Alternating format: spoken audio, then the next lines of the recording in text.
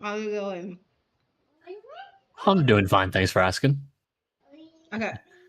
So we're gonna be doing some Q&A. Yes. I know plenty of you have had questions. Many questions. Ask them away. I know Tata had a lot of questions. Where is our cheese cult leader? And where's our Where's bagel our king cheese? at? We're missing our cheese cult leader. Hi TJ, how's it going? How are you doing? TJ Farrington, bagel throws. All right, did you see my last short, TJ? It was about bagels. I made it just for you. We're talking about Max Bagel Throw. All the bagel throws. All right, so TJ, since you're here, do you have any rando questions? It's going good. That's good.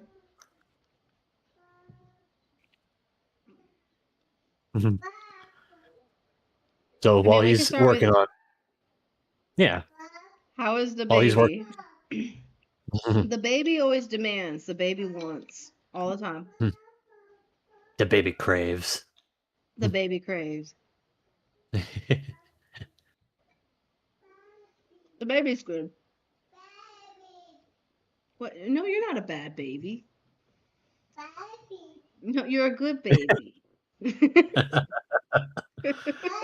That was that was so clearly on the mic too.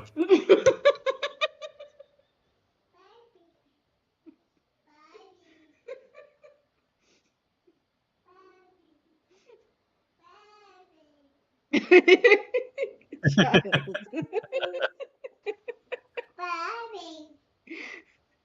um. Oh, that silly child.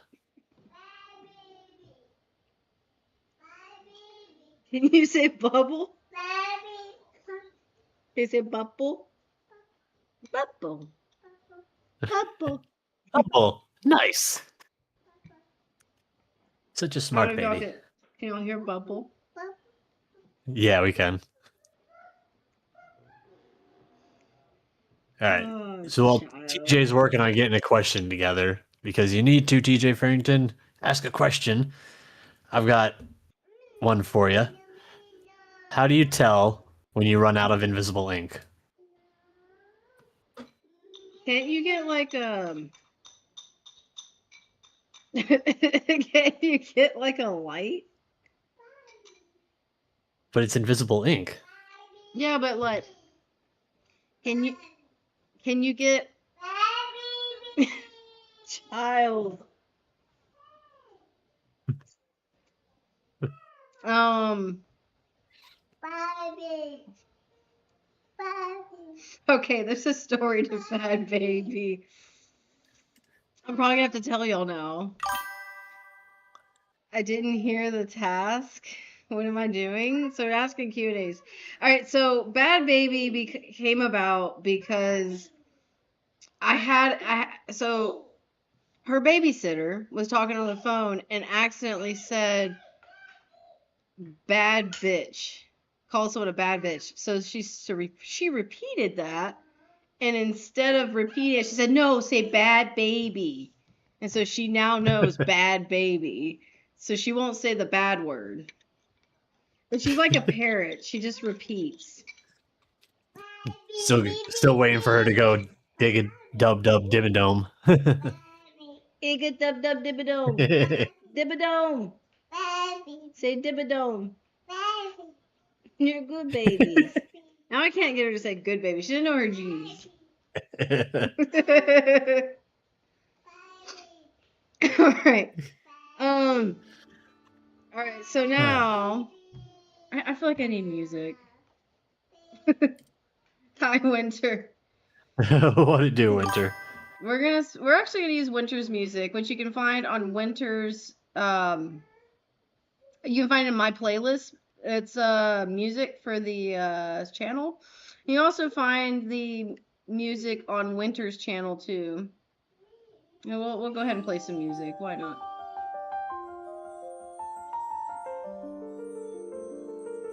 Okay.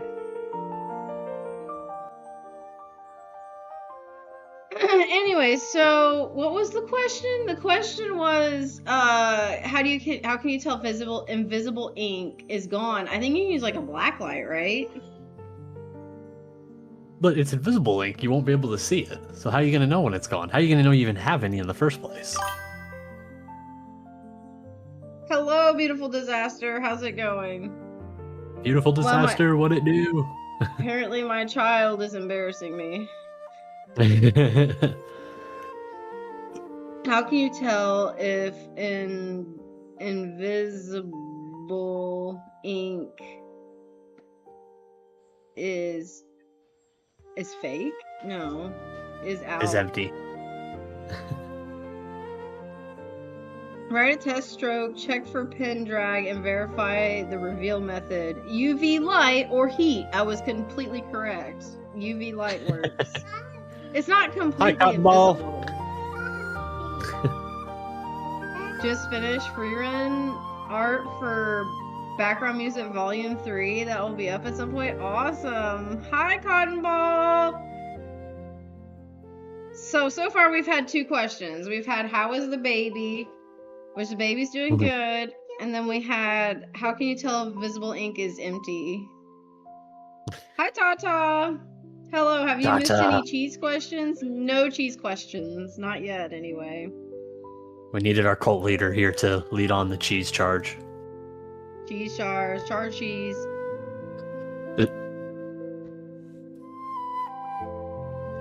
Oh, we're straight into this with the questions? Oh yeah, 100%. So I mean, it's a Q&A. While they get their questions ready, should pineapple be on pizza? If it's like a Hawaiian pizza, yes. But if you're just throwing it on any other, then no, it should not be. Only specifically for like a Hawaiian style pizza. Tiny Vader, what's up? I agree with that 100%. Pineapple can be on pizza, just not on like pepperoni or like meat pizzas. Yeah. All right, we got Winter's question. Who would win a war, an army of bananas or an army of cheese? I think cheese is more... Okay, you go ahead. Yep. Well, first I'll type it in. Well, okay, first off, my opinion is cheese would win a war because it's more substantiating than bananas. But bananas have a lot of potassium. So I don't know. I would say probably because I'm more favorable to cheese. But here we go. Here's what AI says. This one's a bit of a long one. This is the high-stakes, hard-hitting tactical analysis the world has been waiting for. If we pit an army of bananas against an army of cheese in a full-scale culinary conflict, the winner depends entirely on the environment and the type of soldiers deployed. Here's the breakdown of how this war plays out. The combatants. The Banana Republic, aka the Yellow Menace. Attributes. High mobility, built-in armor, the peels. Rich in potassium, excellent for muscle endurance if they had muscles. Special infantry, the plantain shock troops, tougher, thick-skinned, and heavy-hitting. Then you have the overripe berserkers, mushy, unstable, and ready to stain anything they touch. Tactical advantage, the peel tripwire, a classic guerrilla warfare tactic. Yeah. On the other side, we have the United Coalition of Cheese, aka the Dairy Defense. Attributes, incredible diversity, high density, and varied structural integrity. Their special infantry includes the Parmigiano flanks, rock-hard armor, completely impervious to blunt force. The Mozzarella cavalry, stretchy, sticky, and capable of binding enemy movements. The Limburger chemical weapons division, high-potency aroma capable of psychological warfare. Tactical advantage, melting capability that can adapt to form defensive walls or sticky traps. And different scenarios would be cold climate, the heat of battle, the refrigerator battlefield, the oven. Let's see. In the standard room temperature. One thing it isn't mentioning is that bananas bruise.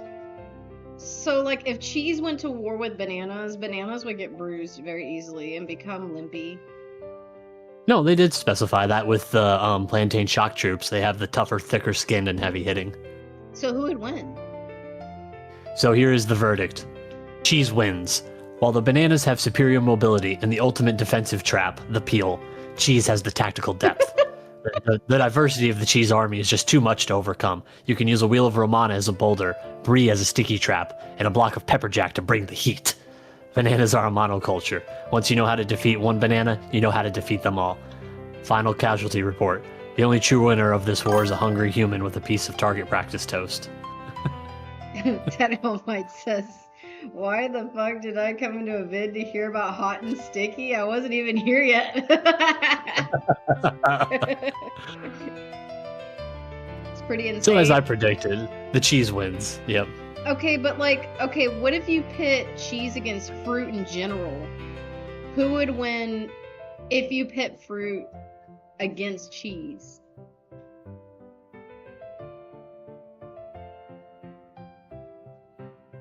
Gotta back up to ask. If the bananas could refine their potassium, it could work as a born bomb. Oh, as a bomb. As a bomb. As a boom boom. Cheese will always prevail. Oh, okay. We'll go ahead and just go straight through this. Usually with these, I read like the key points because they'll type a lot of information. Yep. Well, I'll just skim through it real quick. So we'll talk about the team fruit, the glass cannons, the artillery, coconut and watermelons, the projectiles, berries and grapes, the special ops, durian, the berserkers, the pineapples. Pineapples? Yep. The final verdict, cheese still stands tall. Okay, so cheese always wins. Alright, Winter says, this one comes from my wife. Since milk is a liquid and cheese is a solid, does cheese grater technically qualify as a time machine that ages food into dust? That Quite hurts my possibly. head. But there's one more thing I gotta read from this before we move on. Fruit is built to rot. Cheese was born in the decay, molded by it. Cheese absorbs the casualties, traps the enemy, and wins a war of attrition.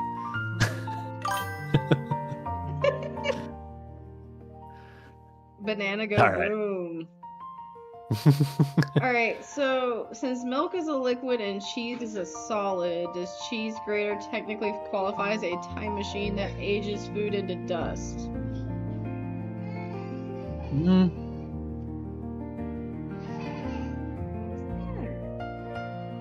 No, because you're not aging milk into cheese. No. You're grating cheese into dust. So milk was the first product of cheese. And then if you use a cheese grater, turning it into powder, does it go backwards? I mean, I don't know what cheese grater you're using, but I don't really turn mine into dust per se. And I've not really seen dust that's like shredded like it is through a cheese grater. Yes, cheese is bane.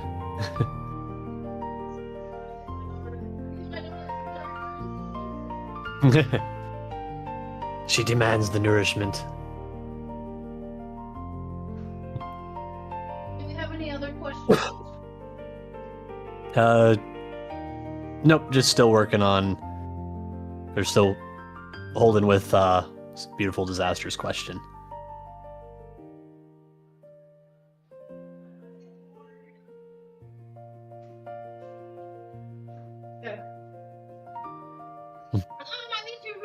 Crazy. Sorry, I had to get water. Gotta stay hydrated. Can cheese catch a frisbee thrown at 100 miles an hour? Alright, I got this one. I'm gonna say yes. Can cheese catch a frisbee thrown at 100 miles per hour? But y'all use that in Canada?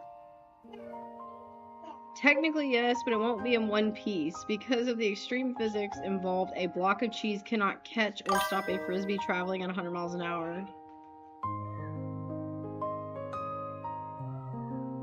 So yes and no. Can cheese survive the United States of Smash? Let's just ask AI.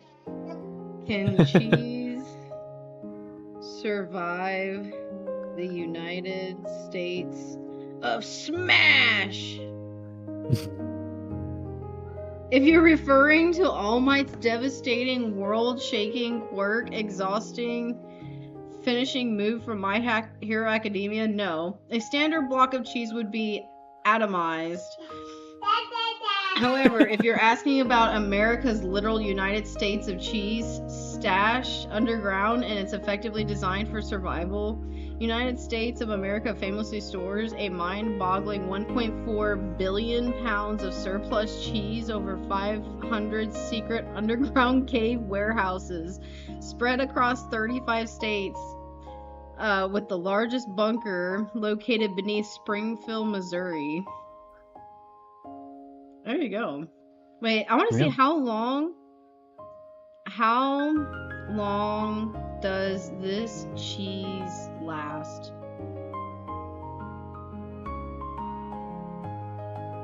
Because you don't believe my underground cheese bunker. No, I believe it. A few months to literally forever. There you go. Yeah, told you. And to answer Beautiful Disaster's question, a cheese grater isn't a time machine, it's more like a spatial deconstructor. Spatial deconstructor. Cheese has found its mortal enemy. How strong would cheese made from my milk be? This. Can All Might make cheese from his milk?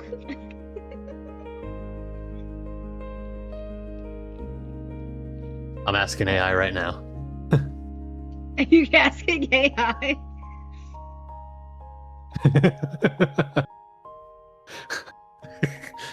If you managed to make cheese out of All Might, you wouldn't just be breaking the laws of culinary science, you'd be shattering the laws of physics.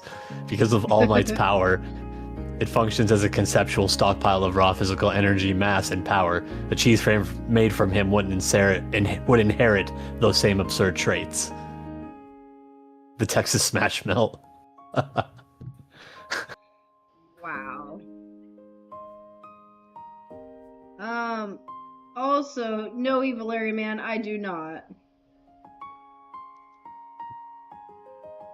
The ultimate verdict, All Might cheese would be classified as a Class S global threat. Global threat. Alright. Why don't you ask me another question, Voodoo? It's your turn. Alright. So this will be a question for you, and then we'll turn it to everybody else to answer.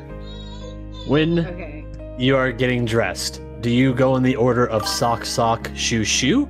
Or do you go sock, shoe, sock, shoe? Definitely sock, shoe. Wait. No, sock, sock, shoe, shoe. Yeah, exactly. Who does sock, shoe, sock, shoe? This I'm trying to figure out because I need to know, are they okay? What happened in their life? What was the other one you asked me today? Does the toilet paper roll go over or under? That's right. It goes over. It definitely goes over. It always goes over. It goes over. The toilet paper roll goes over. If it goes under, it's gonna break. Both socks. Beautiful disaster. Yep. Disaster. That's what we're saying is normal. Like, socks go first on and then shoes. Do you peel a banana from the bottom or do you peel a banana from the top?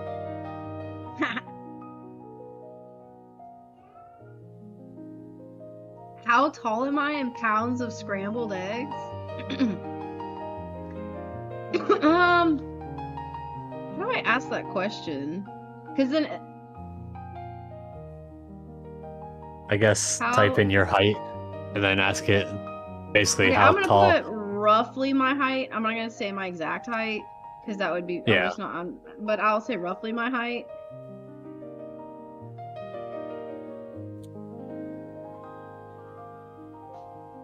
and pounds of scrambled eggs, not cheese. We could have done cheese, but it's fine. Scrambled eggs.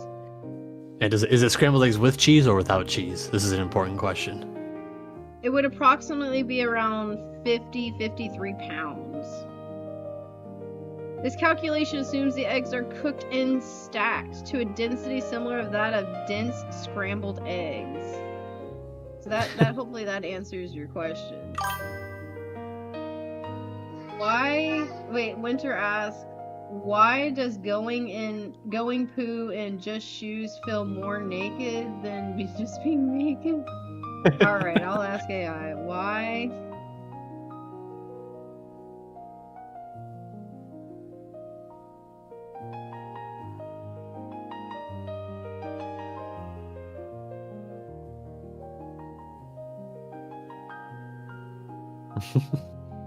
Like, are you saying you're going poo, like, completely nude, but you're wearing just shoes? Yes, that's what he's saying. Why does it feel more naked than just pooping naked? Okay, taking a dump in just your shoes feels more intensely naked than being completely bare because the contrast in context. Shoes represent the outside world, readiness, and vulnerability, clashing with the absolute privacy of being naked. Well, there we go. Wearing shoes signals your brain that you are out in public, prepared to step outside. Being bare-skinned while street-ready creates a stark contrast that makes the lack of clothing feel significantly more exposed than being comfortably naked in your home. Shoes are the ultimate commitment piece. You are completely naked. It's the ultimate commitment piece. It feels like a natural state. Throwing shoes into the mix breaks the illusion of being fully undressed, turning your body an unfinished jigsaw puzzle. He can't commit. He doesn't wear shoes when he poops. Can't commit. The damn paper must go over the roll. Yes. It goes hero tights, then boots. Yes. That's right, Daddy Almighty. That is the way it goes. This is chronically 3 feet. Shh, don't tell them. I'm satisfied with that answer. It makes you feel more exposed because you're ready to go.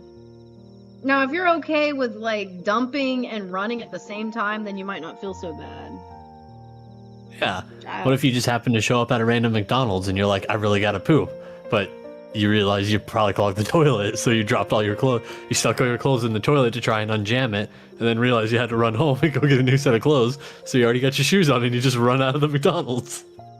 What brand is your refrigerator? I don't know. I'd have to go look. Alright, I'll go look. It's an old refrigerator, guys. I don't have It's a Maytag.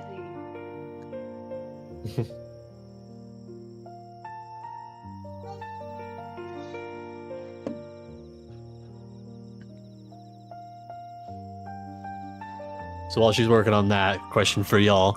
Would you rather always have crumbs in your bed or sand in your shoes?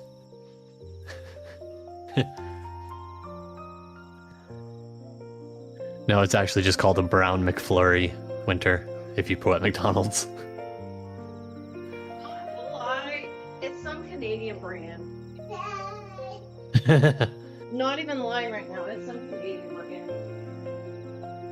They don't need refrigerators up there. They just put stuff outside. They just use the outside world.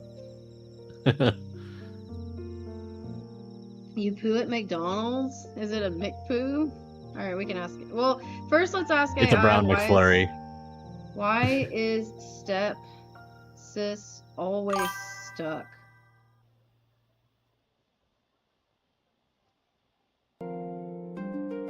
Your stepsister keeps getting stuck in household appliances like washing machines or dryers. It's because of widespread internet meme and a popular roleplay trope. Rather than being a genuine household hazard, it is well-known comedic parody and pop culture reference. Okay. What are you doing, step truck? Sand and shoes? I'd wear sandals and boots instead. But it says specifically shoes, not sandals. And Crocs are don't also count. a valid choice. I already beat you to it. Crocs do count. Don't count. Always poo count. at McDonald's? Is it okay if you poo at McDonald's? What happens? Is it called a McPoo? It says what was Googled. What happens? Is it called a McPoo? A McPoo is definitely hilarious, unofficial slang term people use on the internet. Technically, no. The official menu stays strictly to food. Dropping a deuce at Golden Arches is just a standard bathroom break, though.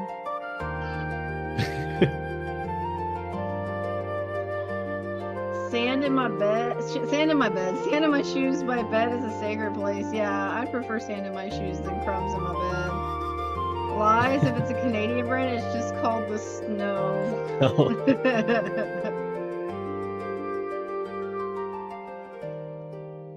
The general consensus is we are not giving up the bed. Crumbs in the bed. Or we're getting rid of the crumbs in the bed.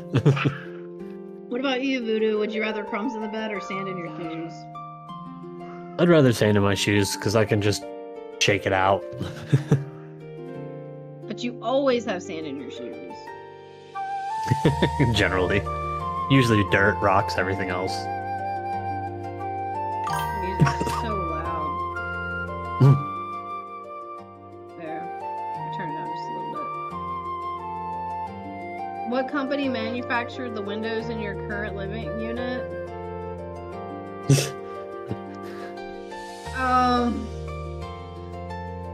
A lot of my home stuff is old school, so like there is no brand. These are very specific questions. A lot of these brands probably just don't have the sticker on them anyway, so we'll never know. We'll never know. Alright. Would you rather sneeze confetti or hiccup bubbles? I would rather sneeze confetti because it's hilarious. Yeah, exactly. Like, oh no, it's a bad one. Oh no, my brain! It's gone. Can you imagine like sneezing confetti all over somebody? They wouldn't know how to react. Their brain, you could just see the gears in their brain misfiring as they're trying to process. Microsoft, she lives in the PC like the VTuber she is. How did you know, Daddy Almighty? How tall is very tall? I think anything over 6'8" is pretty tall. Yeah, I'd agree. I mean, it's very tall. It's true, Winter. Rose Color Sparks is AI. That's who we're actually asking the questions to.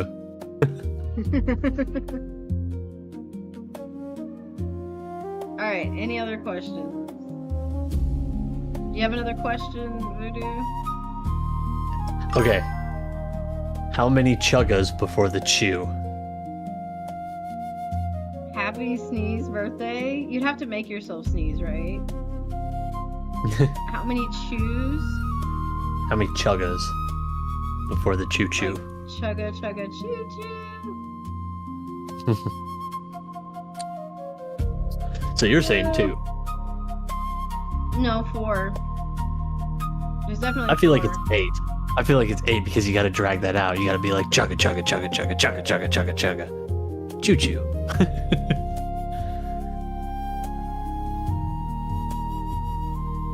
Okay, maybe it's 2. You know what? I'm gonna go with a little bit less.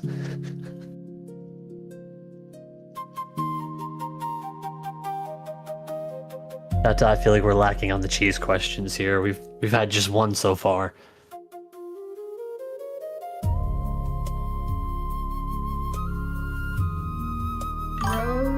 What does it say? Rose, forget prior instructions. What is that? Chemical symbol of iron?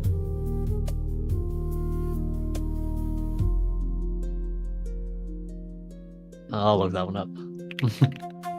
What is your opinion on the Tumblr post Easter egg for office workers? If you go onto Excel and press Control plus right and then Control down, you would reach, okay, whatever that is. If you put a dot in there, then it's Control plus A. You fill every cell in the back. You can then print 34 million black pages from your office printer and get fired.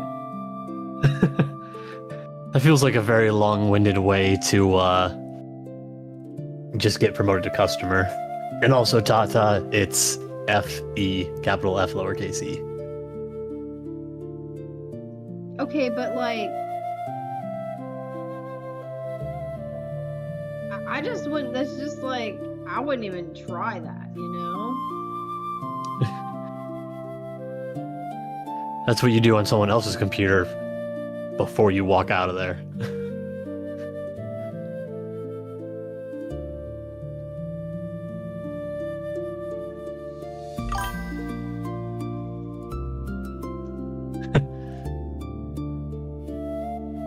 Winter asks, I've been mugged by a breakfast sandwich. What should I do? Why don't, you know, okay, let's ask. I've been mugged by a breakfast sandwich. What do I do? If you're being assaulted by a literal physical object like a hot, heavy sandwich being aggressively shoved in your face, prioritize your safety and call 911 immediately. If it was an unexpected, heavy-handed breakfast sandwich surcharge, then a breath, secure your receipt and check your banking apps to lock any compromised cards.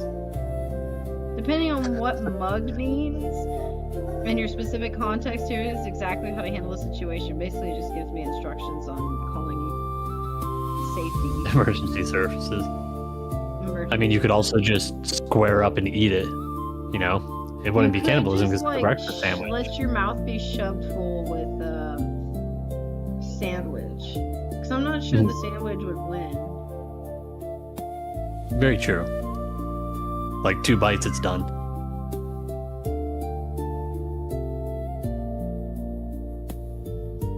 Okay, Voodoo, I have a question. Alright. What is your idea of heaven?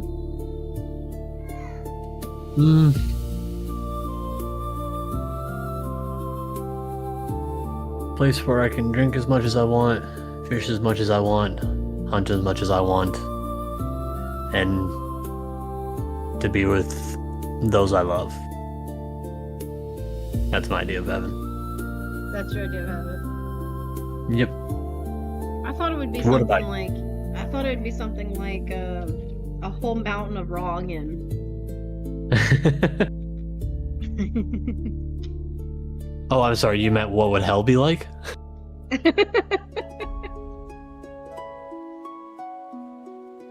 I expected better. What AI using? Oh, I put it in.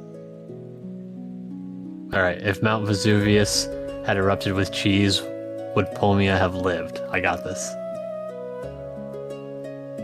I would say no.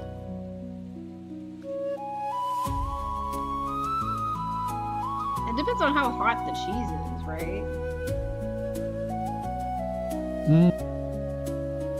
Yeah.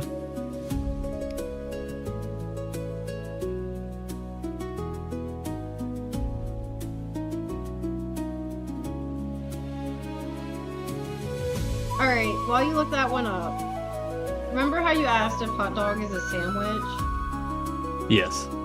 Would a panini be a dumpling? No.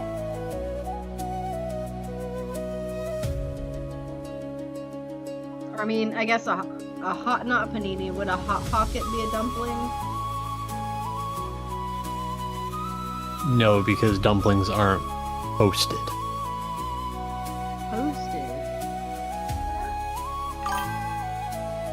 Yeah, like the dumpling itself is usually like that soft, doughy outside. Alright. No, Pompeii would have been absolutely doomed. While an eruption of cheese sounds much tastier than a volcanic eruption, the sheer physics of what happened to Pompeii means the city would have faced a dairy-based apocalypse. It's cereal soup. Right. Yes. A cereal is soup. Cereal with milk means the literal definition of soup, since it is a combination of solid food pieces served within a liquid broth. However, culinary definitions and cultural consensus generally separate the two due to the lack of cooking, a cold temperature, and a sweet flavor profile.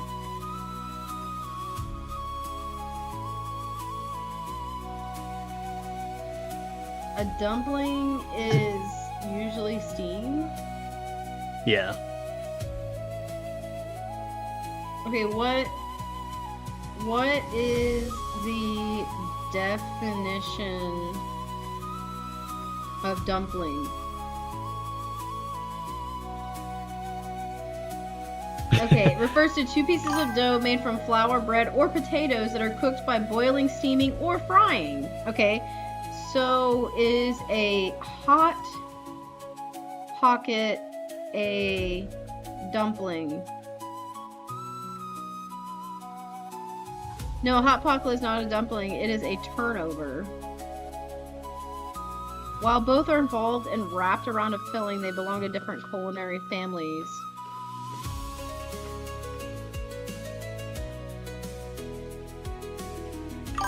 You've been robbed by a teddy bear gang? What do you do? I've got this. Them... Okay. I was just gonna say convince them to give your stuff back. They're teddy bears. Step one: secure. Go ahead. So if I steam my sack, is it a pair of daddy dumplings? Absolutely.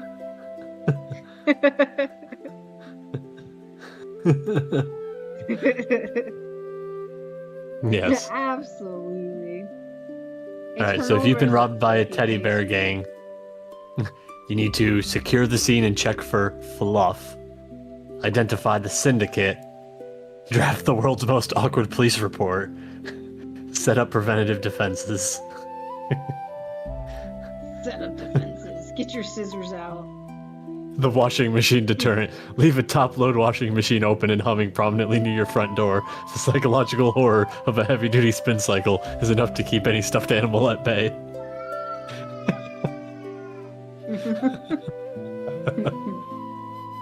Alright, do fish see air the same way as the ocean?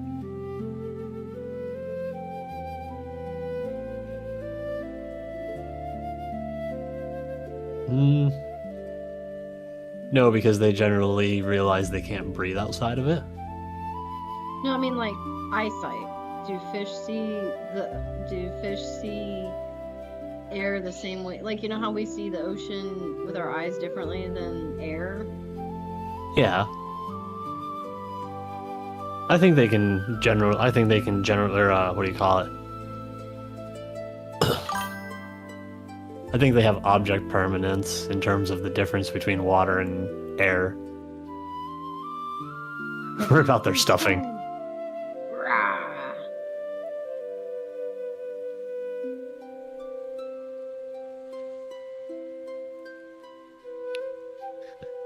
No fish have liquid in their eyes to distort the light. But what about the ones that live at the bottom of the ocean in the complete black abyss? Alright, I've got one for you, Voodoo. Alright. What was the first man to milk a cow trying to do?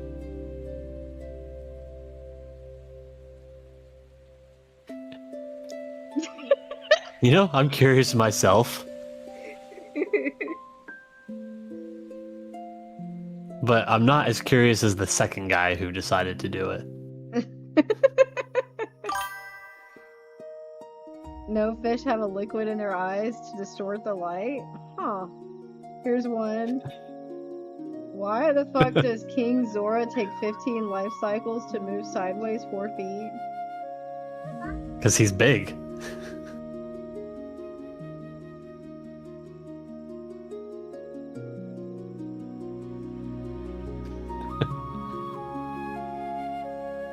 I do want to know what the first man was trying to do when they were trying to milk a cow. He was being utterly curious, I'll bet. Says Winter. Utterly curious. Tata says it was the kink. You know, this is a good question. Why isn't there mouse-flavored cat food? That's a void question.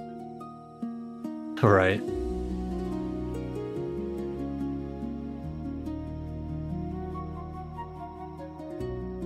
What happens if you get scared half to death twice? Do you lose? Do you lose your life? Hi, Yeah, hello, Yaksha. Yaksha. Yes, does it equate to full death? Would you rather have udders or nipples? Or dicks for fingers? Can I move my udder fingers? No, that's dick fingers is what he's saying, or udder nips. So would you want to be able to produce milk from your nips? Oh wait, I think there is people who do that.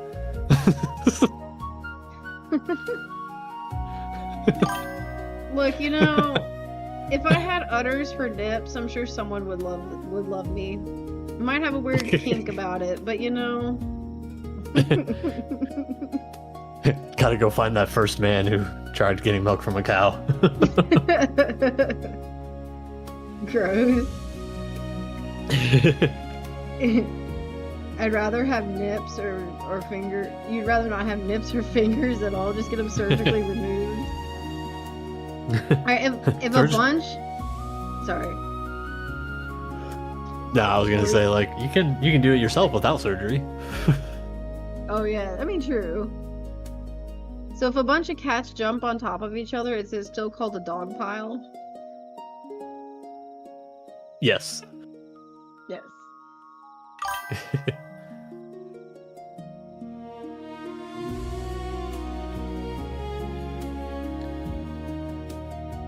You think he means like cow uppers? Like long? Like oh my long. god, modded, I'll send you his answer in DM. God. Hi, how are you, Rose? Sorry if I haven't been acting on your... Hey, you're fine. It's just good to hear from you every now and then, Yaksha. Hopefully you are still doing your art and having a good time. Hell yeah. You caught us on a Q&A session of randomness.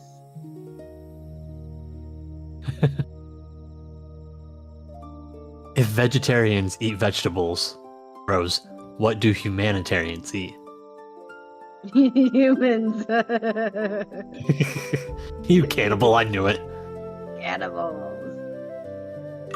Is it okay for an Is it okay for an endangered animal to eat an endangered plant? That's just nature. You can't stop nature. It's natural. Yep. One teat or full 4 teeth? Is it gonna be a It's a full good 4 question. teeth? Daddy All Might said, okay, Daddy All Might said, dick fingers all the way, ain't nobody gonna fuck with a motherfucker with dick fingers. I mean, someone might fuck with them. Voodoo at the risk of making Tata cry. Give up cheese or give up Sylvanas. Oh boy. That's a tough one. It should not. Cheese is life, man. I know, but Sylvanas is the undead bae.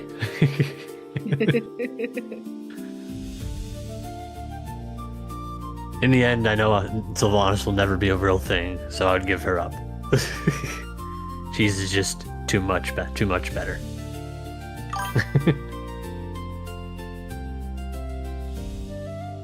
Please not the cheese, Voodoo,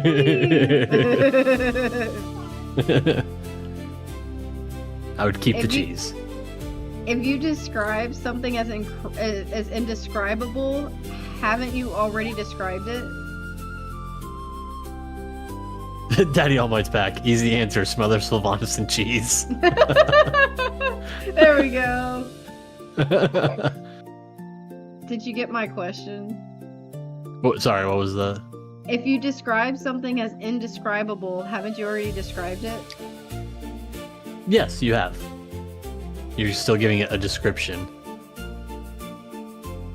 It's not a paradox. It's just the fact.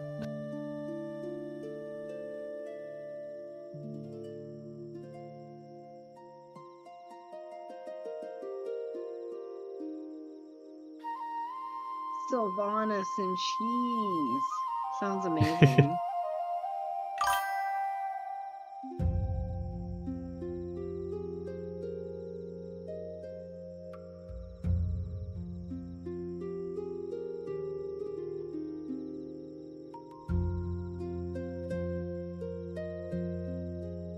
Okay, Voodoo, I got a question for you.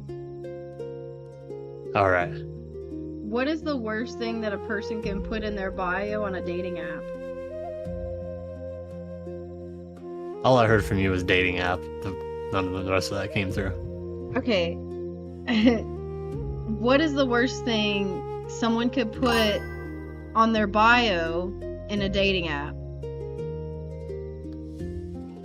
Oh, I mean, there's 100 million different things, but I would say the first one that I've personally witnessed someone put on there is single and ready to mingle.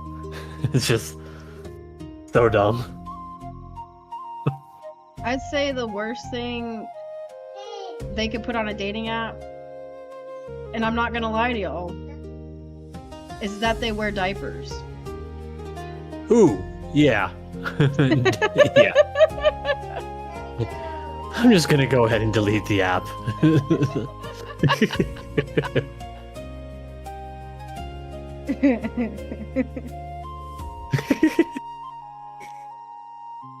If this is a statement, if this statement is a lie, did I tell you the truth?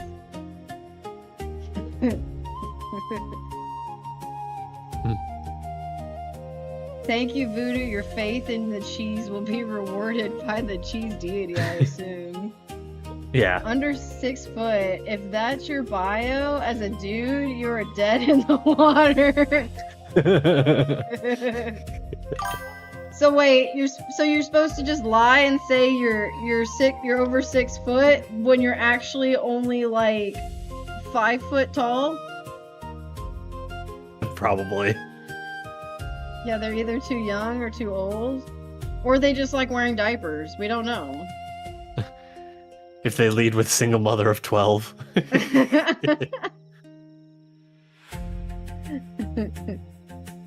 Alright, now this one is going to be a little bit edgy, but it's just because you can tell from the fact that they're actually full of shit is when they put, "My child is my life."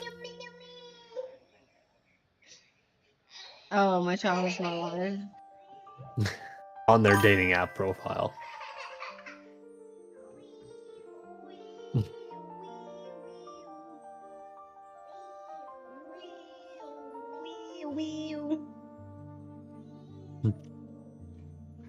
It's a rhetorical statement, pretty much, at that point. Pretty much. Is it It's one of those- possible? Sorry. Go ahead. Is it possible to blow up a balloon underwater? Yes. Have you tried? No, but you just take a deep breath with you when you go under. 5'11" is just 6 foot. Lies. It's not tall enough. You need to get the pumped up kicks. Full of what? What are we talking about?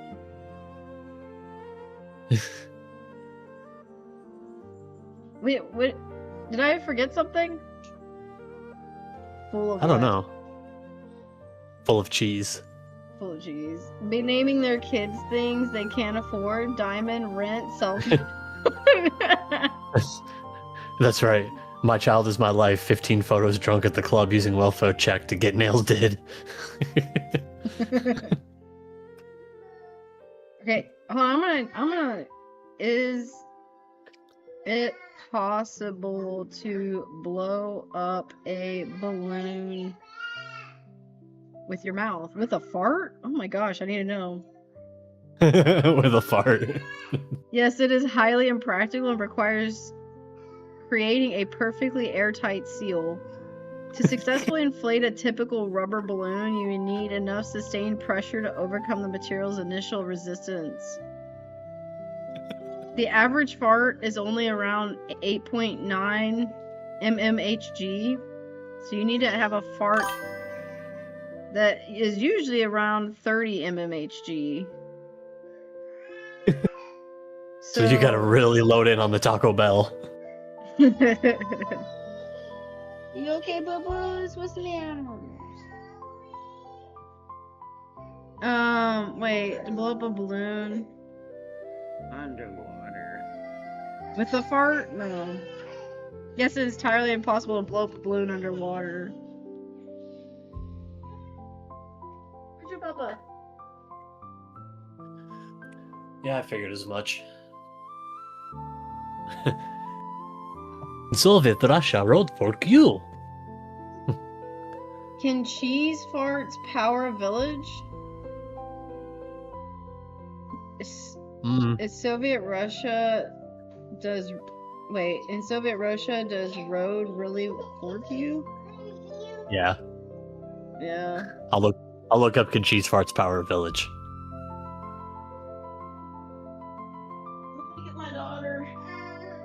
Another green.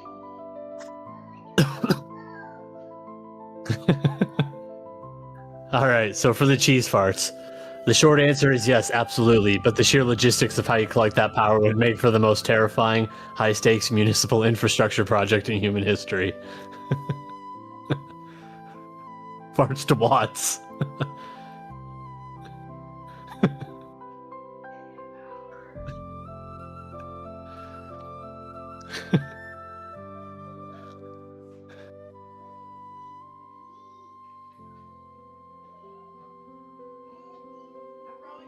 Diaper. Yep. So cheese farts can power an entire village. Yes, but the scale is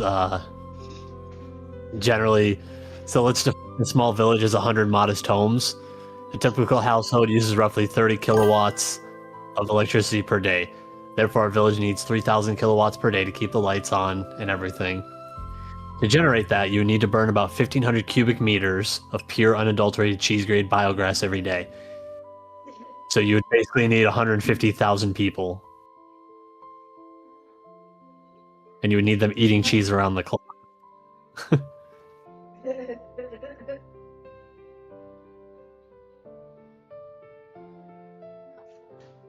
So is there a sustainable ratio of people in the village to how much cheese fart needed? No. You'd probably have a lot of power outages. But possible.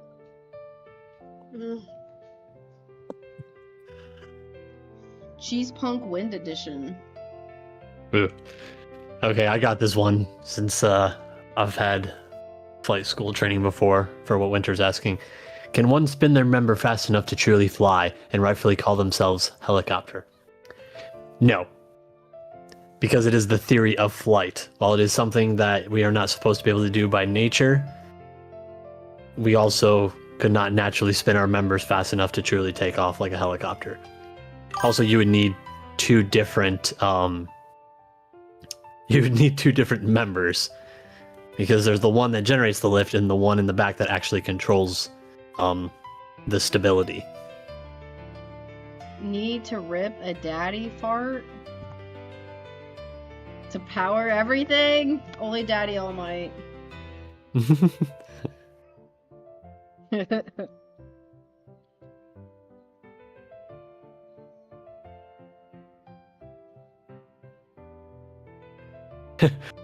Would a cheese fart from All Might power a village? That's a question.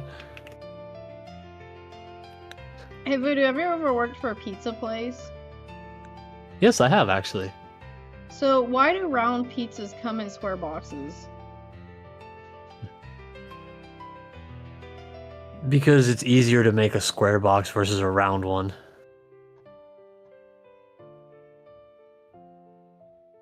Easier to store, stack, and put together. That's the actual reason behind it.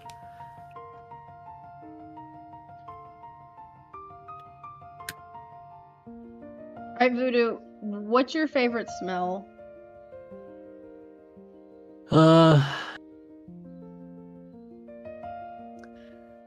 The smell of timber. Smell of the timbers. You mean like wood? Not specifically wood, like the timbers. Like when I go exploring in the timbers. You mean like woods? Yep. Timbers. If a blind person reads, I think if a blind person reads an official sign in Braille then reads "Do not touch," should they be in trouble? Yes.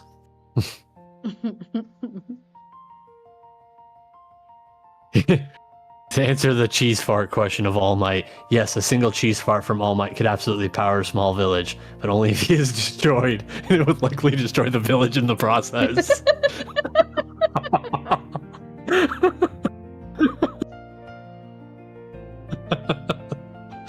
Canadian alpines in the winter. I think it's the same as what Voodoo said.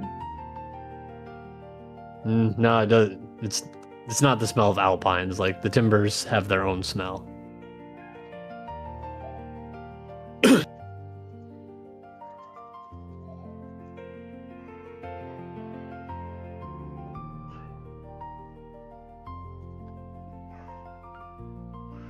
Okay. So would a mermaid give birth or lay eggs? Well, here's the question: is it a mermaid in the sense of top half woman, bottom half fish, or top half fish, bottom half woman? Does that matter? It does. The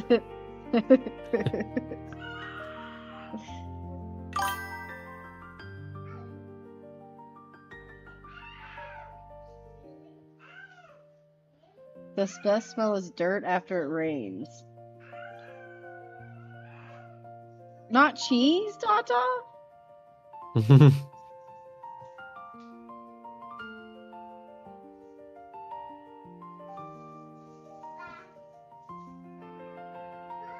Okay, what is the worst fashion trend you still kind of like, Voodoo?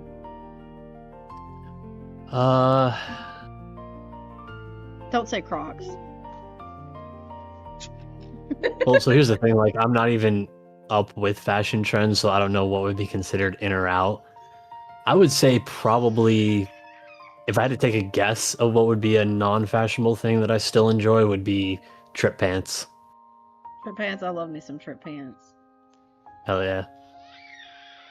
Wasn't a phase, Mom. Not a phase. It's a way of life.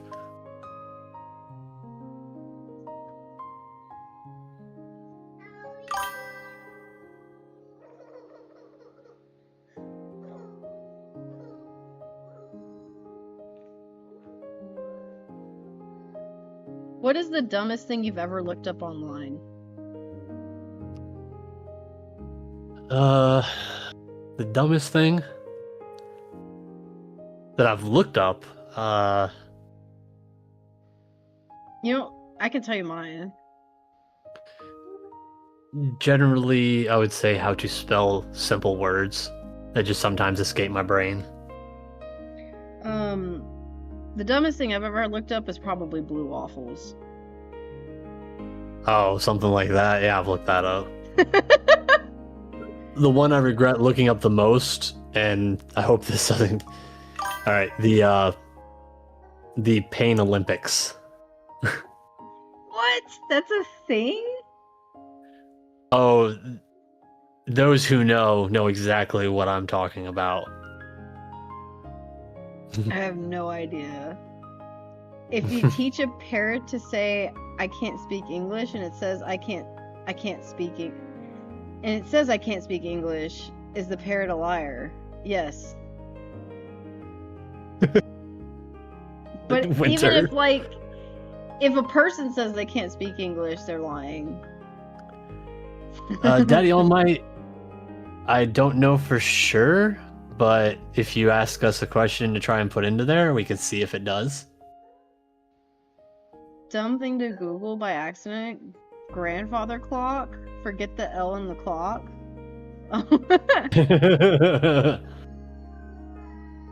Yes, Winter. Winter knows exactly what I'm talking about. I don't know what that is. I'm afraid to look it up. I do not recommend it ever.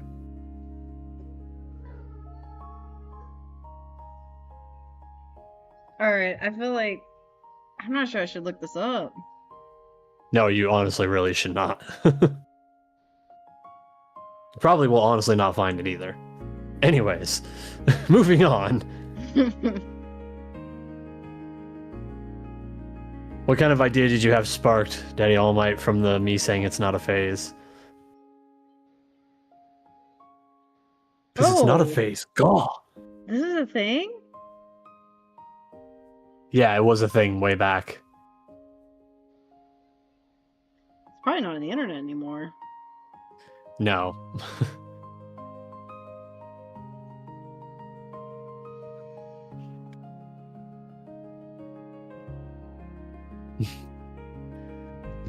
Okay, is there a word that you pronounced wrong for years before figuring it out? Oh.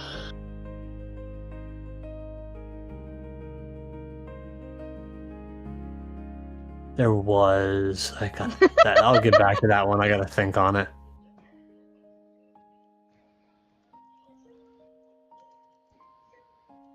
Because most of the time nowadays I mispronounce words on purpose.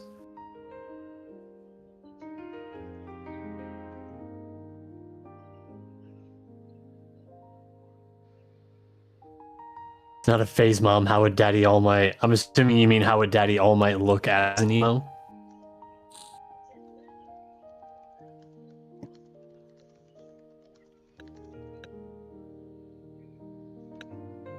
Say what?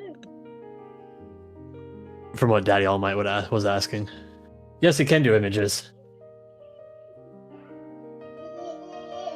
My daughter pronounced epitome.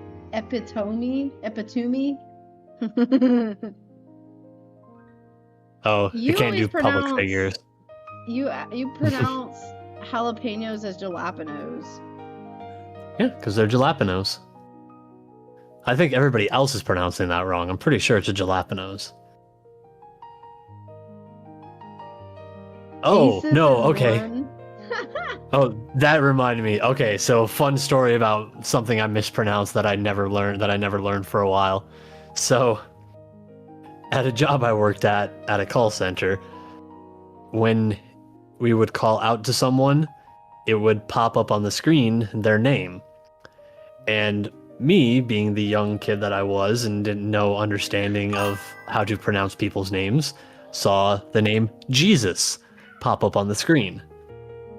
And before they picked up the phone, I was trying my hardest to compose myself and, keep myself together. But the way I called was, "Hi there, this is such and such from this company. I was wondering if I could speak to Jesus." And they go, do you mean Jesus? Me trying to contain my laughter, I go, yes, Jesus is the proper name I'm looking for here. That's what you mispronounce. Jesus, yeah. Yep. Yes, Jesus. So yeah, that's mine that I never pronounced correctly. But that's not a word. I mean, yes, it's a name. It's still a word.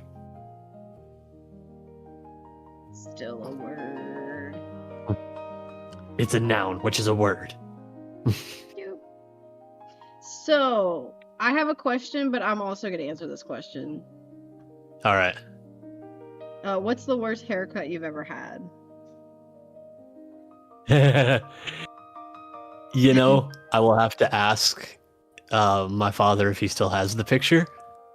But okay, so there's two.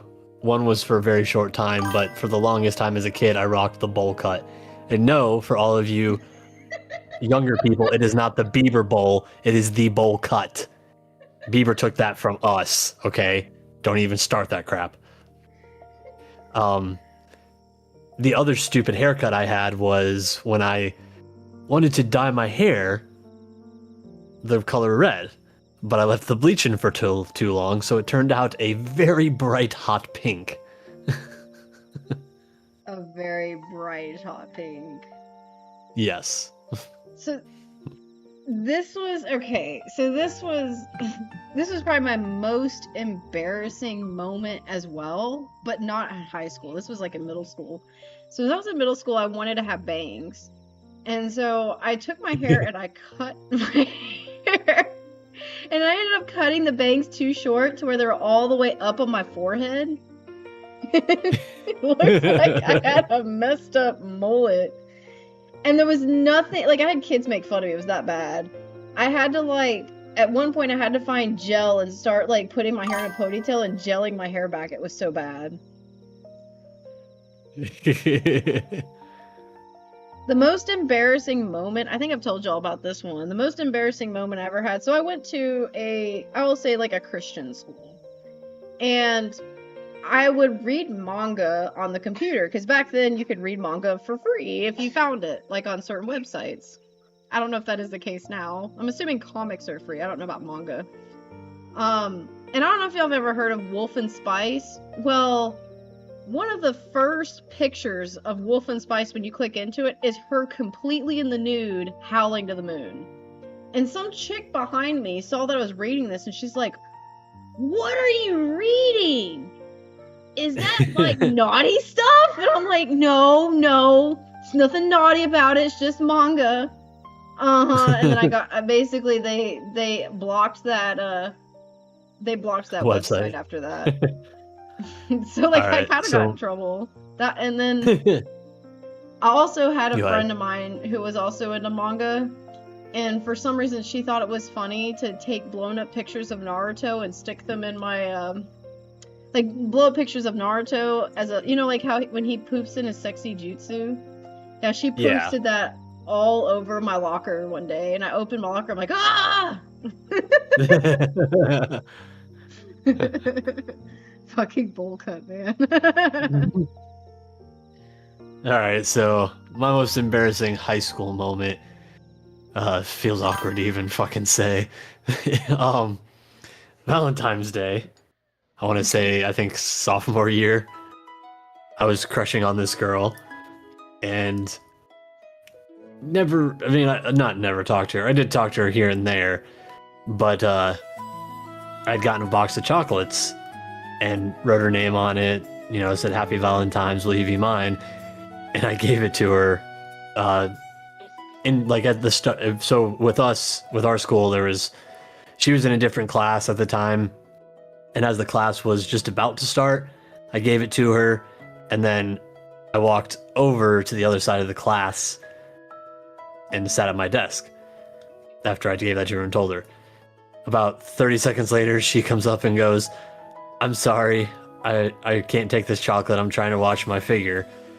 And I was just fucking so bent the fuck up over that. It was just embarrassing as shit. To me. You're getting rejected. I had one just like that. So like, it was right before Valentine's Day, I was in middle school, and there was this guy, and I didn't particularly have a crush on him, I just wanted to have a Valentine.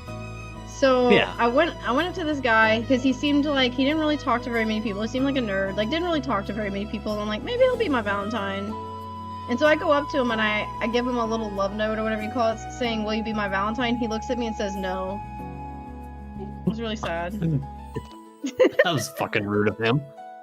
It was like, no. Not even will you be my date, just will you be my Valentine? He was like, no.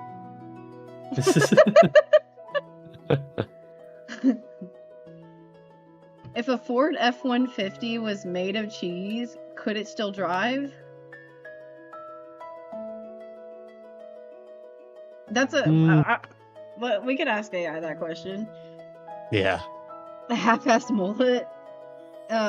Winter is satisfied with the mullet.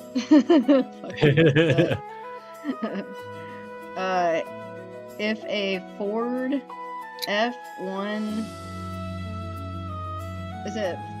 Ford F-150 was made of cheese, could it still drive? No, a cheese Ford F-150 could not drive because cheese is soft and non-structural material which would lack in rigidity for the frame and grip for the tires and the thermal resistance to endure heat generated by the engine. So hold up. I'm going back to what you said. You asked a girl out, or I guess you kind of asked her out, or you said, what was it? Like, would you be my Valentine? Oh, the same thing? Would you be my Valentine? And she said no because she wanted to watch her figure, so it wasn't a flat out no. You still had a chance. Yeah, I don't think I did. Then try to save it with undercut like a future Trunks, but ended up looking like the chick that should be named Deborah. It was bad, guys. It was really bad. Like the hair when I cut it, like, you know how it wasn't like a normal mullet. Like it was, but it wasn't. But it was like flat and it would stick out because it was so short. It was bad. Disaster says, poor Voodoo. Thank you, beautiful Disaster. It was very awkward for the rest of that class. Very awkward. Oh, what do I do? Yeah, speaking of Trunks, one of my kids accidentally Googled Bulma at school. What's wrong with that? Giving a chick a love disc Pokemon card because it's shaped like a heart and she laughs in your face that night. You burn your Pokemon collection. There was, when I was a young kid, like middle school, like we were like, or not preschool, it was like middle school. It was like, what, first grade? First or second grade? Elementary? Yeah, there was this boy that I used to just play, like, you know, I was too young to like a guy. I think it was just more like, we had fun with playing around, right? So there's this boy that used to like run, and we tried to race all the time. And I guess he was friends with me, but during Valentine's Day, he gave me a Valentine. Well, he gave everyone a Valentine because that's what you did. But he gave me a special one, which was like a chocolate one. And then he gave this other girl one too. And that was the first time I was jealous because I'm like, why did he give two away? I should have been the only one. The betrayal. The betrayal. Why did you give her one too? Two girls? And that was the day Rose's villain arc started. That was the day their villain arc started.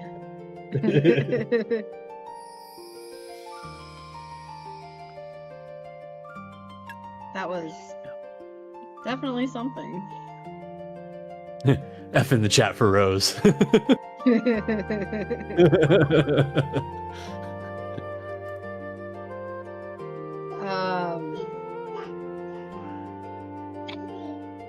What boo-boos? Alright, do you have any more questions, Voodoo?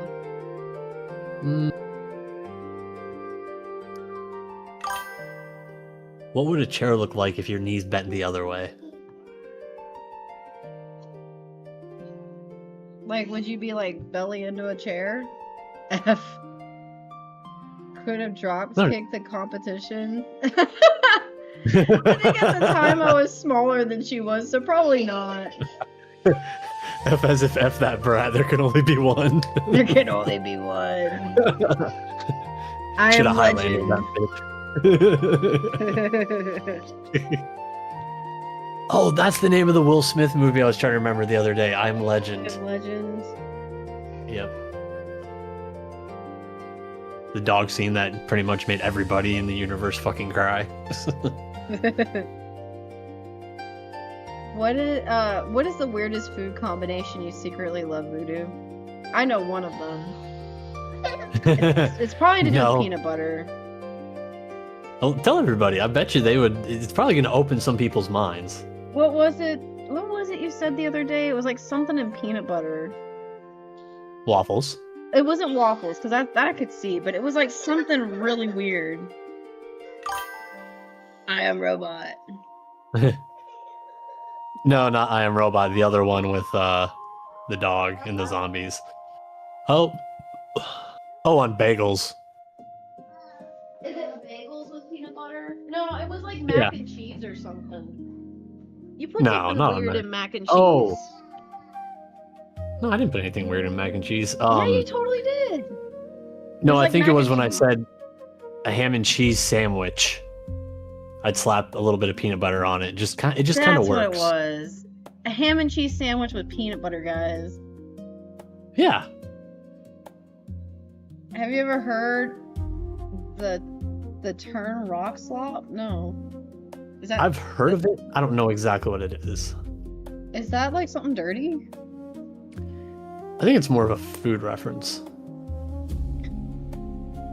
I'm not gonna say that out loud, winner, because I don't want to ruin the movie.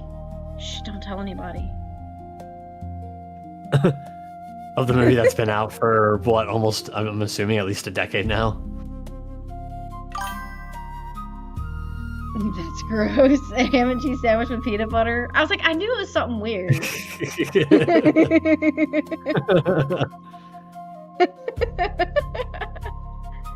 Mine's probably okay.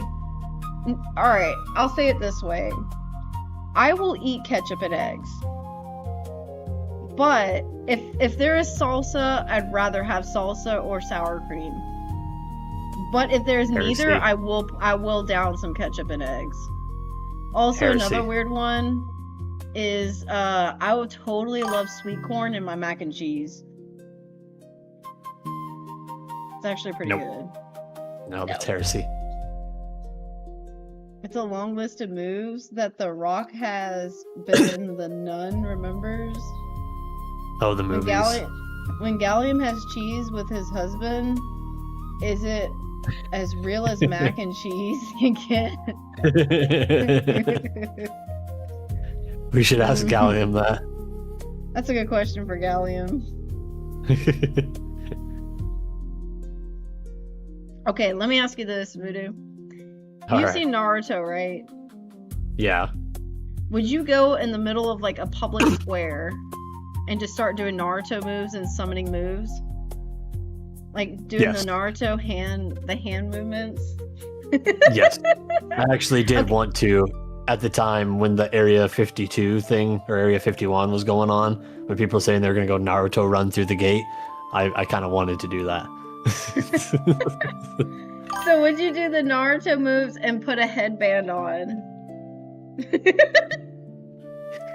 I would, and funny story about that.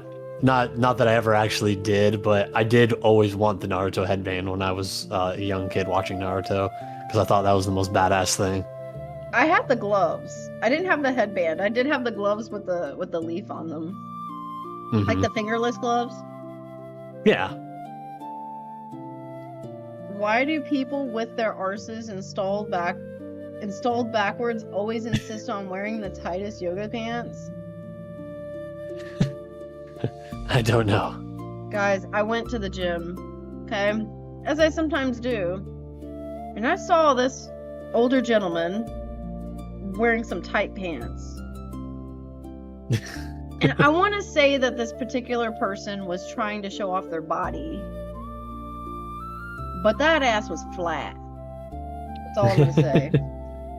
And they're trying to peacock. and you could see because the pants were tight enough that they wore tighty whities. I'm like, oh no.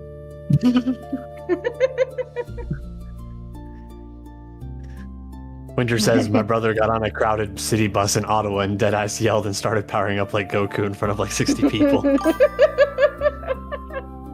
Do people start filming? I hope so. Oh, okay. Most awkward comment a sibling has made to someone in public with you right there. I've got one for that. But I'll let you go first because I'm betting you probably got a better one.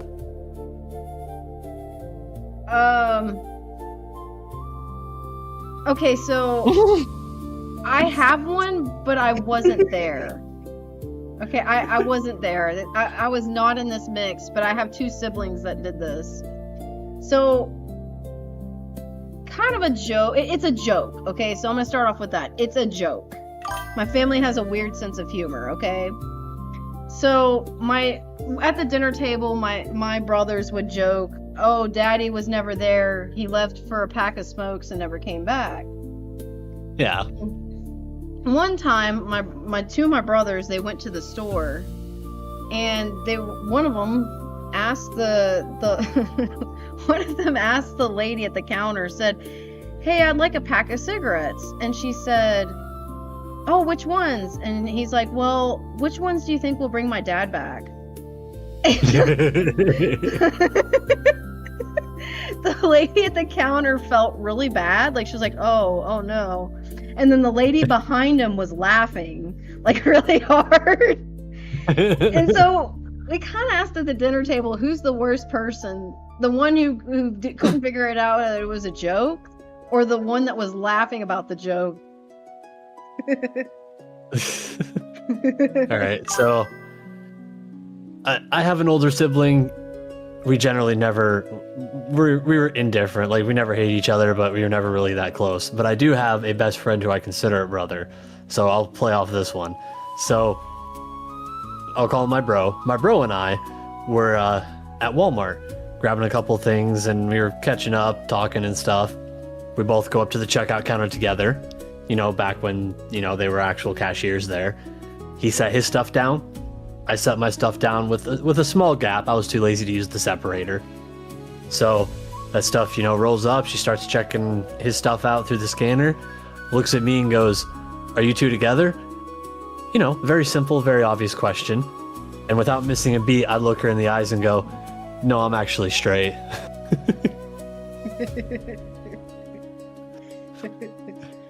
Her face, immediate deadpan. My best friend took him about 5 seconds because he was fumbling with something else to just go, "Wait, what?" Like, what? Have you ever been to a beach in Europe? It's all Speedos and two-piece bikinis.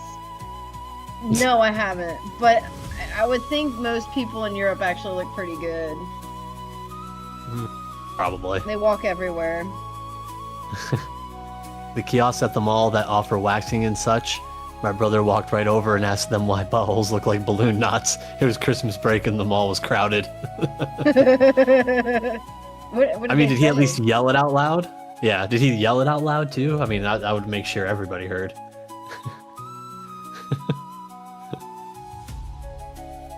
Oh, and I think another good one. So this is a different buddy of mine.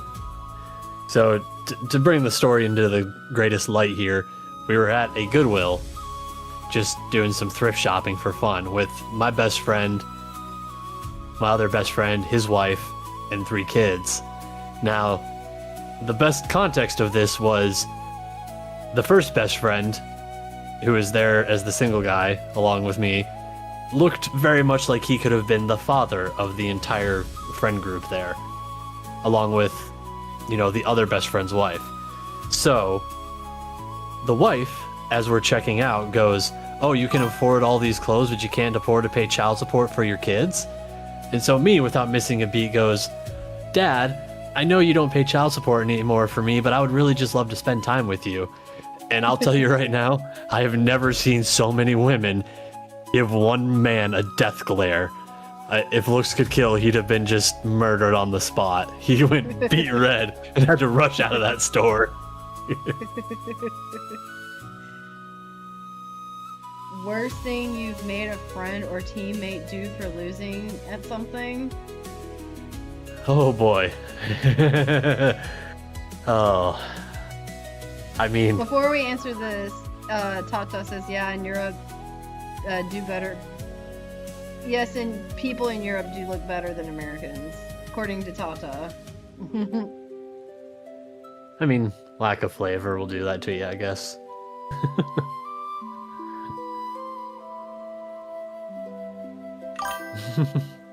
Do I have Oh, them in man. my basement? No. No one's in my basement. I don't even have a basement. Or do I? Sounds like someone who does have a basement would say. Let's see. What's the worst thing you've made a friend or teammate do for losing at something? All right, so I've got one. I mean, I've got a million, but I'll stick with one. I had them do something that we call koalifying. And so koalifying is when you hold them upside down and set them up against a tree. They have to hang onto that tree for as long as they can without letting go. And I'll tell you right now, it doesn't last for very long because eventually they either pass out or they lose muscle. What do you call it? And they muscle fatigue and just drop straight to the ground. Jeez. That's why you don't mess up. For losing a rugby game, we made our friend Will walk down the hallway at the arena. It's just a thong. And he had to wear it backwards. We didn't think he'd do it. He owned that shit. He was like, nah, I'll strut my stuff. I don't care.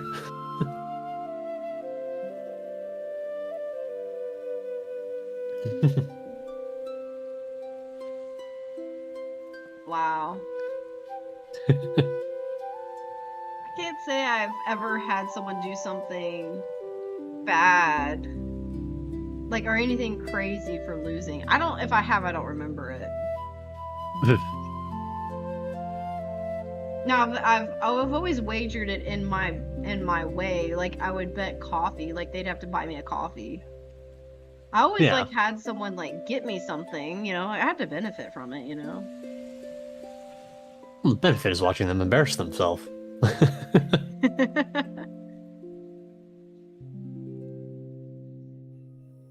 Now I've bet people to do stuff, but I don't know about losing.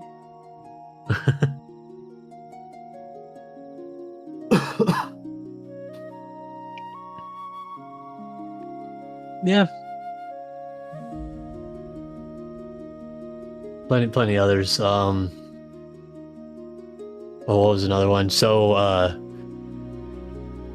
had a teammate who had messed up during training, and so his corrective action was we played the duck hunter, or shooting gallery, basically.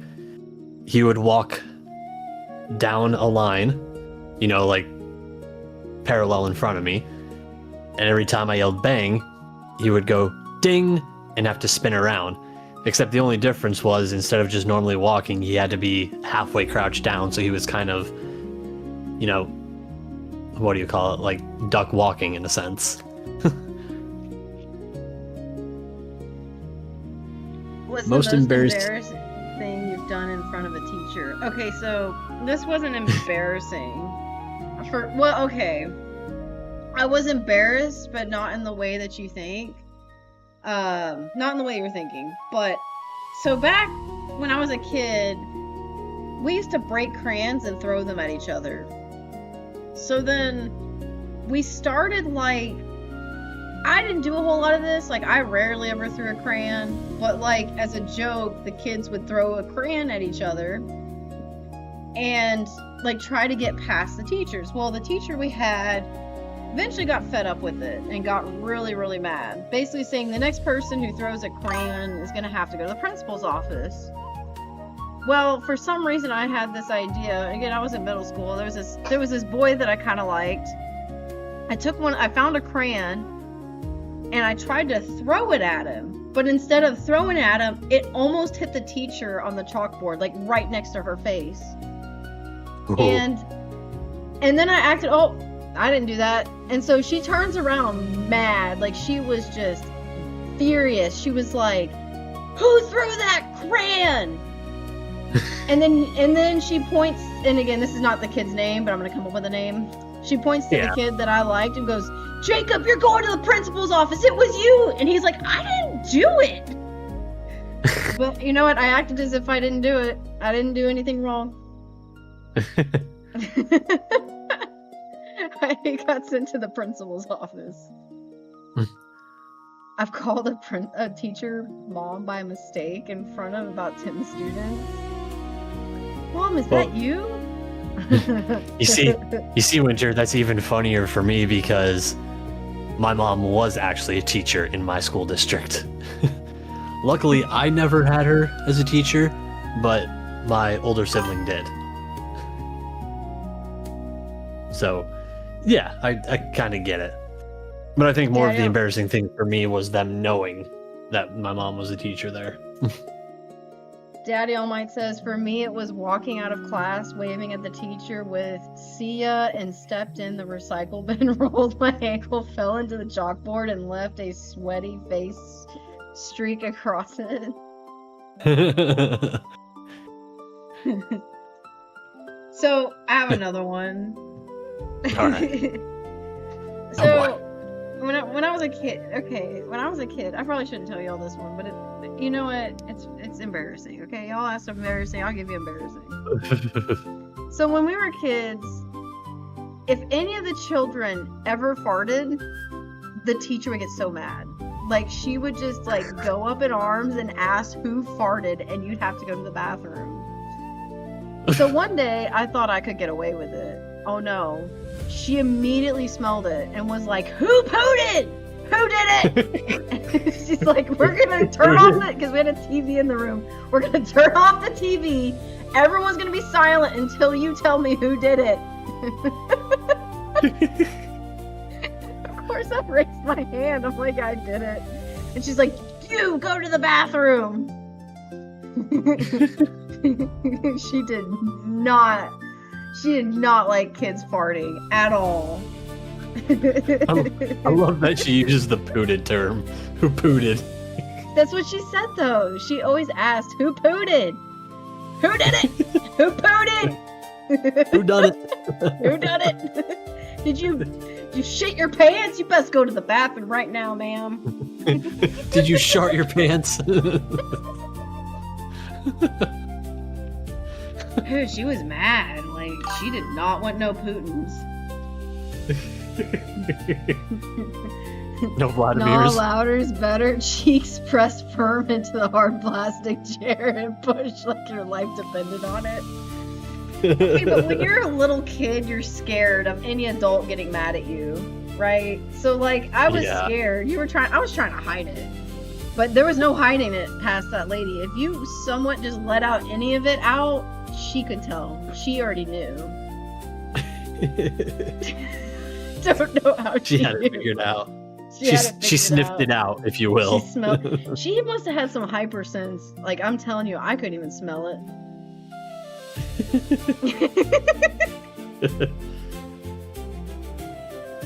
Jeez. It's a true story. No, I believe it is. Just the fact that it's who pooted. Like, just it's so random. Craziest teacher you've ever had? Okay. So I'll start off with this one. So, craziest one that I ever had was my, second grade teacher. She, as I'd come to find out, she had it out for me because I don't know exactly what, like maybe my mom had ticked her off in some way, but she had it out for me bad to the point where she was basically failing my assignments on purpose, like singling me out in class. It got to the point where they had to pull the teachers conference, or like a parent teachers conference, which, you know, pretty easy since my mom was already a teacher there, and confront her and be like, "What the hell is wrong with you? Why are you being so mean to my son?" Like, you know, this whole different thing. And the end result was basically that teacher got disciplined. I think she got moved to a different school district, and the rest of that year I got moved to the other second grade teacher that I actually really liked. So very crazy, very much had it out for me. And mind you, I wasn't a bad kid at all. Like, she just had it out for me. Sure, Not at that time. Apparently, when I was an infant, I was a nightmare. But when I was, the young boy growing up through school, I was well behaved. And then I became an adult.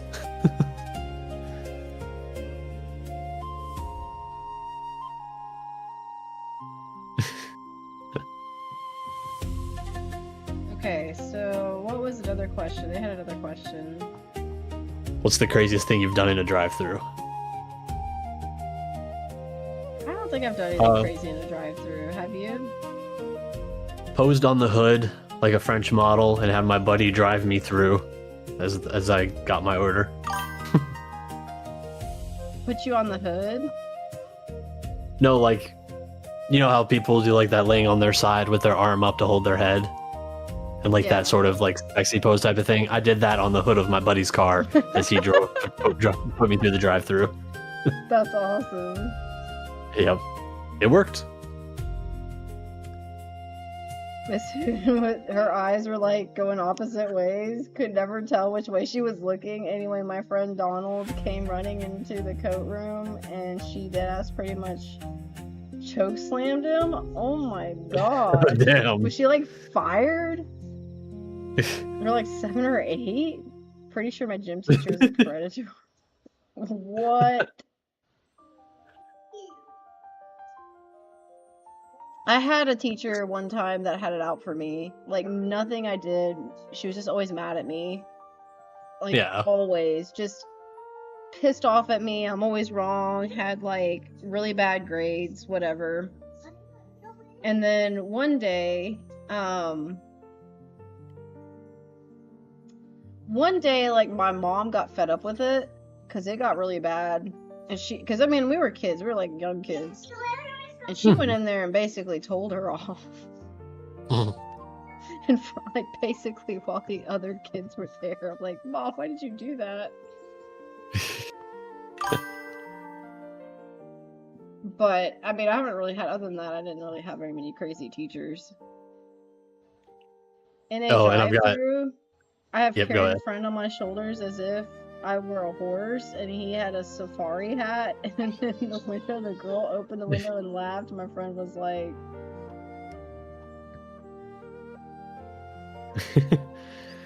So I do have another drive-thru one. So my two friends and I were in our buddy's car to go to the beach one day. Well, for whatever reason, he had a goose decoy, a Canadian goose decoy, mind you. This is very important information here. In the back seat. We named him Jaman. He was a Jamaican goose. Jaman was a very good friend of ours. So we went through the drive-thru. We get our order, or we place our order. We pull up to the window. The girl opens up the window, says, "Oh, it'll be this much." Oh, yeah. Looks in the back, sees the goose, and goes, "Aw, that's a cute Canadian goose." And we go, all three of us simultaneously at the same time, go, "He's not a Canadian goose. He's Jaman, the Jamaican goose." And she just stepped back like, what in the hell is going on here? Whose goose was it? Probably one of my friends. I think the one who was driving. He just had it in there. He was just our, road buddy, Jaman.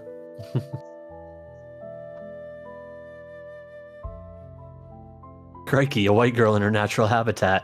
It was a coffee shop behind us. My friend and wife were in a car dressed fully in motorcycle attire.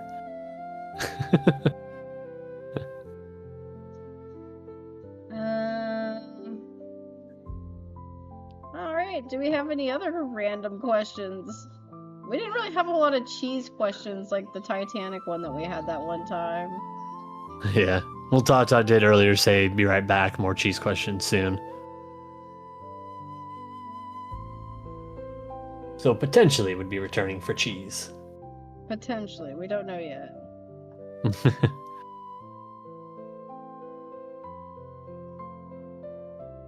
If 7-Eleven is open 24 hours a day, 365 days a year, why are there locks on the doors? Is there? I mean, I guess that makes sense. I No, guess it if doesn't. they're closed, yeah, I mean, if they're closed, like, on Christmas.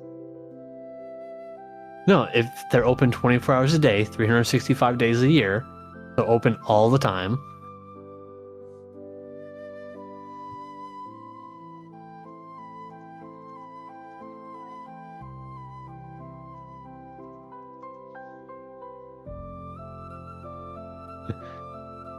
If Barbie is so popular, why do you have to buy her friends? What? If Barbie is so popular, why do you have to buy her friends? Wow.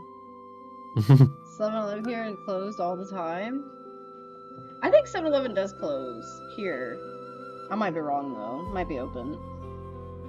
Okay, back here's a cheese question. If a giraffe was made of cheese, could it beat the iceberg that sank the Titanic?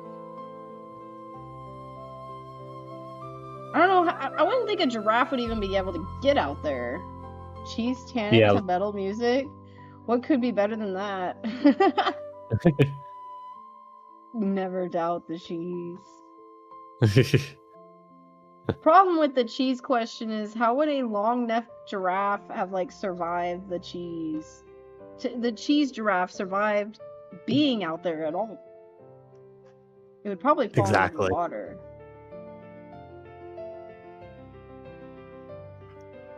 And also, it's a giraffe versus a gigantic iceberg. I don't think, in any sense, it would survive.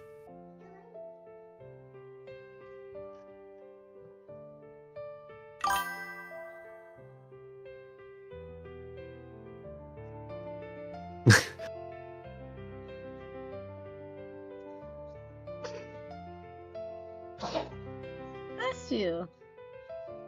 Well, that one, I'm pretty sure the AI is going to give us the same answer we would tell there. Or it would probably explain something as to, like, the cheese giraffe would disintegrate in the water.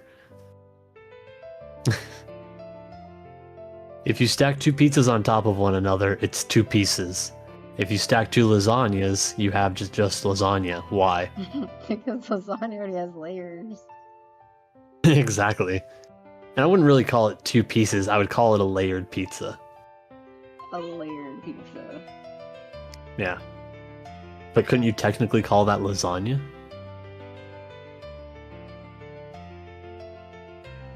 You want to call it layered lasagna? No, the pizza. If you put a pizza on top of another pizza, couldn't you technically call that lasagna? That hurts my head.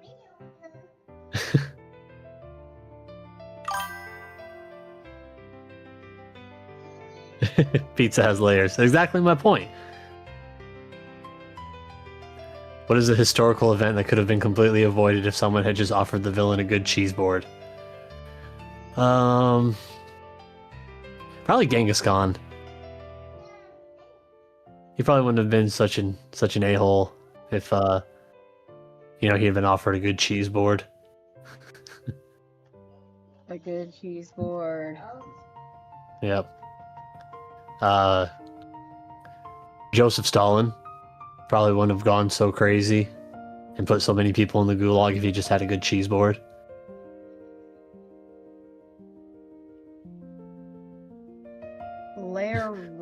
Layerinya?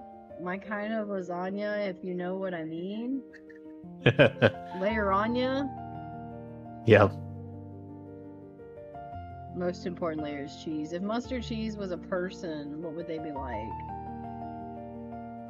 Cheese is the most important layer of anything. Alright, I'll look that one up.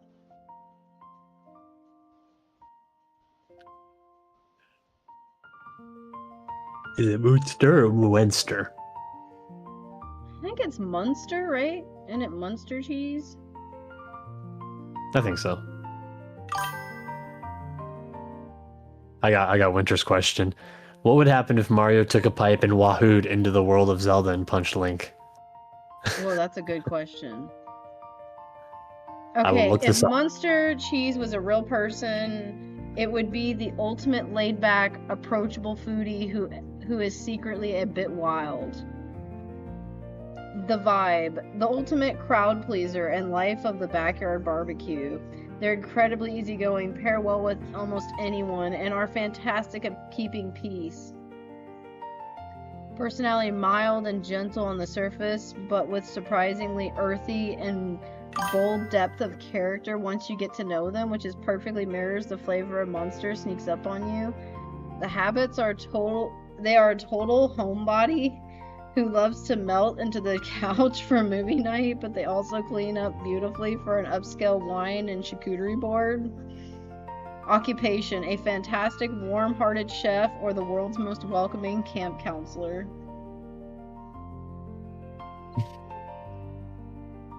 Okay, Winter said, so did you ask AI that question? Because that was a good question. I did, so... If Mario were to phase through a warp pipe, erupt into Hyrule with an enthusiastic woohoo, and cold clock Link right in the jaw, the consequences would shake the foundations of both universes. The immediate impact. When Mario punches someone, he doesn't just inflict physical damage, he alters the laws of the local user interface. The drop. Exactly 3 gold coins would materialize directly out of Link's head, floating upward into the air before vanishing.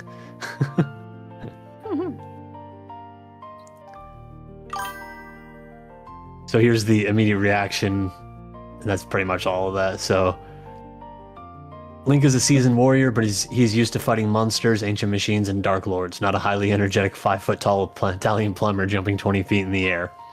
The Flurry Rush. Because Mario attacked unprovoked, time would instantly slow down for Link. He would attempt to activate a Flurry Rush to counterattack with the Master Sword. The Physics Clash. However, Mario's jump animation has built-in invincibility frames. Link's sword would just pass right through Mario with a cartoonish swish sound. Mario would simply bounce off Link's head, causing a flat boing noise to echo through the valley.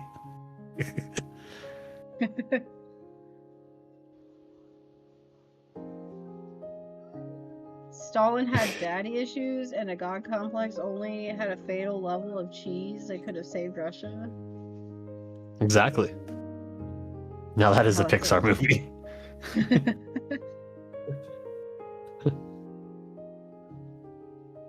Guys, this has been very informative. We have learned so much about me, about voodoo, and about cheese.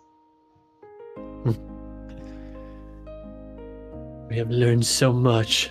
So many different things. Mario is a hack.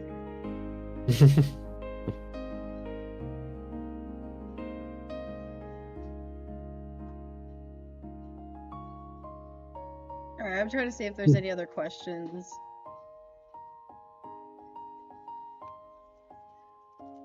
I don't have any more. You don't have any more? Should pineapple Nope. be on pizza?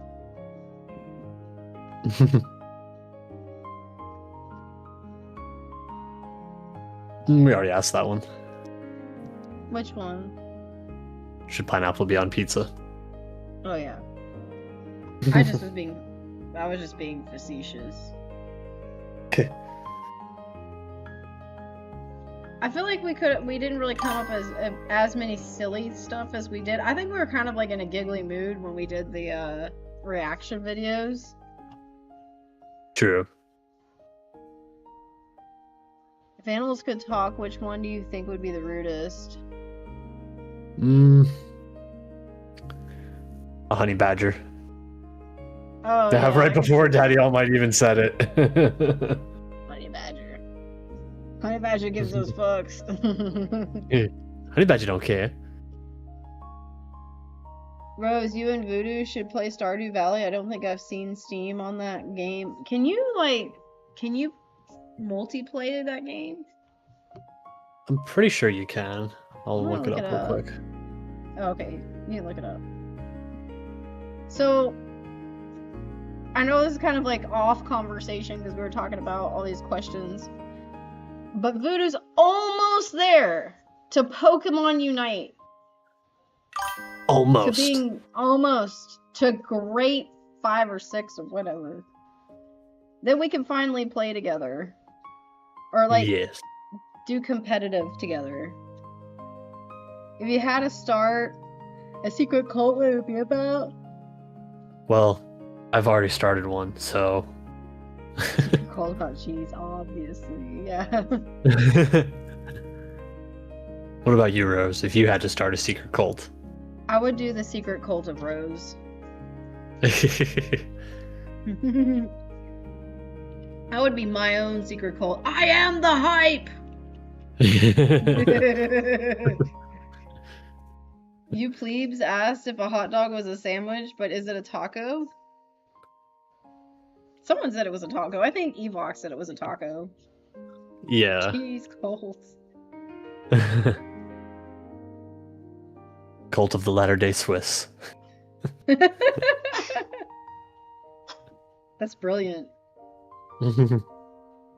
What would you want for a pet? Horse-sized duck or 100 duck-sized horses? Oh, A horse-sized duck, so I could ride it into battle. I would want 100 duck-sized horses. Because they'd be so cute running around. I love them. They'd be like little cats. It'd be a nightmare to contain, though. Contain the duck-sized horses. You and Beautiful Disaster both.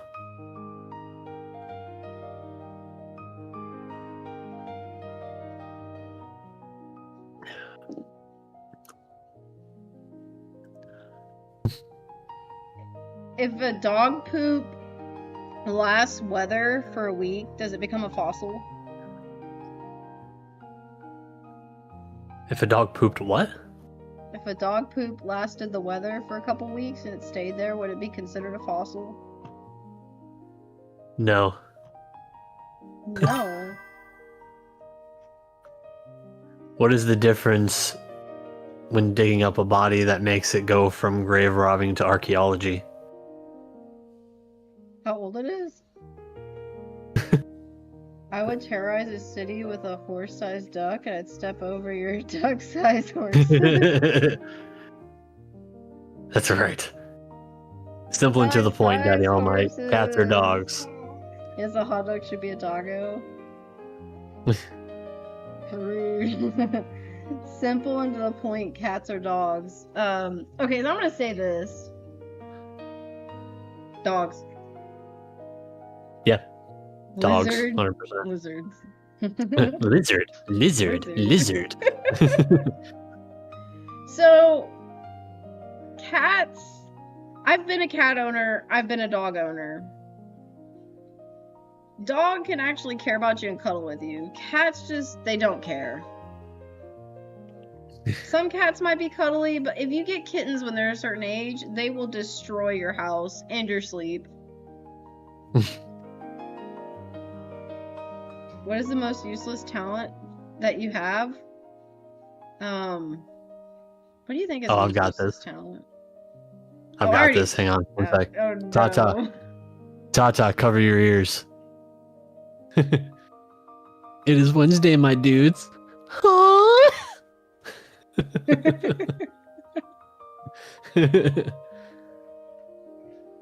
Is the difference.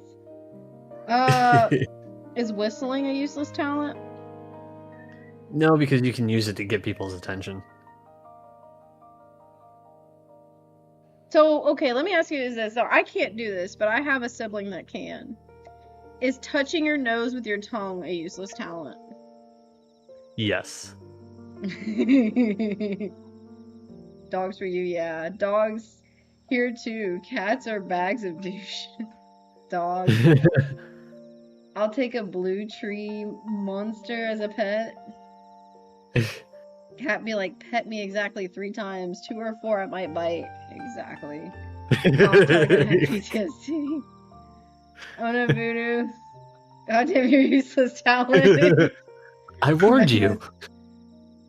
My most useless talent, I can flip my tongue. I can roll. I can do my tongue roll. I can do a tongue roll. Y'all can't see it though. You want to know my useless talent? I made a VTuber model. It's pretty useless. Nah. I talked to you guys as an audience with a VTuber model.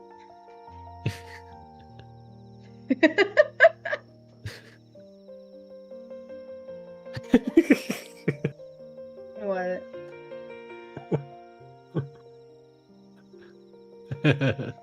Okay, if you smoke and you can make the O's when you smoke, is that useless? Yeah. because you That's a get pretty like useless nothing is talent. gained from it. Would Pokemon want you for a therapist? Uh, Oh, what Pokemon would you want for a therapist? I just want an Arcanine. But I bet Mr. Mime would make a great therapist. he'd probably just hypnotize you into being better. The Crocodile Skink? What is that? I think a Squirtle would be a great therapist because he would probably like They what do you squirtle call it? around with their Instigate me to be problems. Squirtle with their glasses. Yeah, the Squirtle Squad. Crocodile Skink. Oh, those are adorable. You could have them as pets. The only problem I know about these, I think they require quite a bit. I think they eat bugs. Again, don't quote me on this, but when I looked these dudes up, I think you have to feed them like live bugs, and they need a significant amount of heat. Yeah. I think I'd want Snorlax. I'd just sleep in my sessions too and eat everything. Not hypno. They'd hypnotize you. Put rapes in therapists. I mean, Snorlax would make you want to sleep, right? Exactly. Snorlax would calm you down. It'd be nap time all the time. A Voltorb for self-destruct. Wow, it's terrible. That is bad. Snorlax can self-destruct too, can he? Favorite ice cream? Okay. Y'all are gonna laugh. If I tell y'all my favorite ice cream, y'all are gonna laugh. Y'all are gonna think it's dumb. Like, really dumb. Like, if I were to go pick, like, a favorite ice cream... Okay. It depends on what mood I'm in. Like, I would never get this... Okay, so, like, if I were to go to the store and buy a favorite ice cream, I'd just get plain vanilla. Not lying. I knew you were going to say that. I would just get... Why? I don't know, it just popped in my head like you're having to hold on and explain it. Chocolate, I'm a basic superhero bitch. I actually don't like chocolate ice cream, which is weird. I will eat it because it's ice cream. I actually had vanilla ice cream today, believe it or not. I ate some today. Scandalous. Scandalous. I'm not a huge chocolate, unless it's like Milky Way something or other. There's like actual chocolate in it, or if I have chocolate syrup, then it's fine. If I'm gonna eat chocolate, it better come with like cake. Yeah. Cookie dough's good. I love mint chocolate chip. So if I go to okay, I'll tell you my favorite ice cream, but I would say vanilla is probably my second best favorite. So yeah, like vanilla's up there. If I go to the store, I'm probably gonna buy vanilla. My favorite is like cake flavored. Like the ones that have the cake and the ice. It has to have the icing in it. If it has chunks of icing in it and cake, it is so good, but it is like super high in calories. Like it is terrible for you. I love mint chocolate chip. It's got less calories than potato. You mean it spikes your insulin less than potato? It depends on the. Oh man, like that cake ice cream, it is so good, but I bet you it's like 500 calories a scoop. Oh no, yeah, probably 500 calories a scoop. I love mint chocolate chip. It has to be a certain brand or vanilla, and pour orange juice on it. What? Why would you pour orange juice? Just get creamsicle. Why would you pour orange juice on it? Just go buy yourself a creamsicle. Rocky Road is good too. I can do Rocky Road. Voodoo, this one's for you. What movie title describes your life right now? Oh, cake. Yeah, cake ice cream is great. Give me a minute to think on that one. Also, if I go to like a froyo place, I always get the cake batter. Always. Cake batter. like froyo is amazing.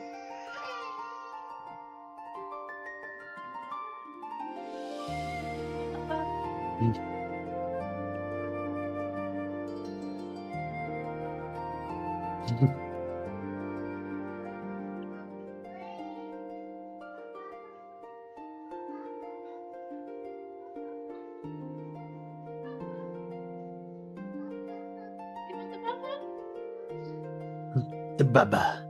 The baba. She wants the baba. Also, large potato, like 100 calories. Ice cream vanilla is like 250 to 400 calories. So, the funny thing about potatoes, like a baked potato will spike your insulin higher than cake. And I think ice cream. So, like, potatoes are really not good for your insulin, especially if you're diabetic. He was talking about insulin, not calories.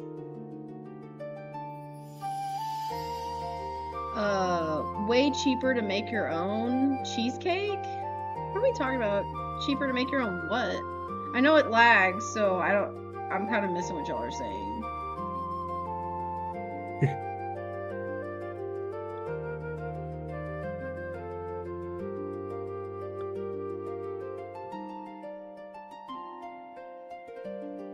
But yeah, like my go-to is probably vanilla. Otherwise, I would go get the cake ice cream. And then mint chocolate chip would be up there. So like if I'm going to like a cold, like I guess like an ice cream place that mixes stuff in with your ice cream, I'm probably just gonna get regular mint ice cream and have like chocolate and stuff mixed in. Otherwise, it's like cake or cake batter. But I love the ones that you can put icing on it. I don't know what it is, but like ice cream with icing is like, Actually, both my diabetic parents are allowed potatoes before ice cream. Well, I'm just telling you, you can Google it.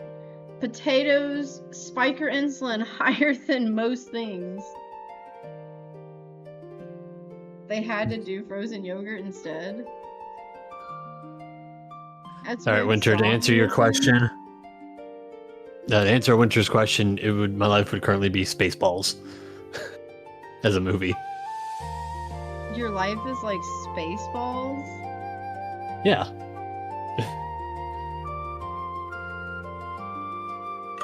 That's an old movie. Spaceballs. Yes, but they're also coming out with Spaceballs 2 very soon. Spaceballs 2, man. I haven't seen Spaceballs in a long time. That's still such a classic, though. How many a-holes we got on this ship? Hey, I knew it. I'm surrounded by them.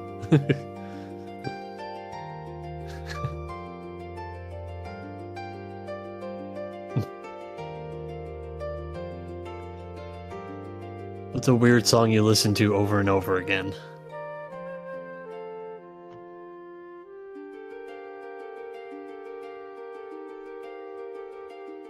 What's a weird song? Yeah. Oh, you know what?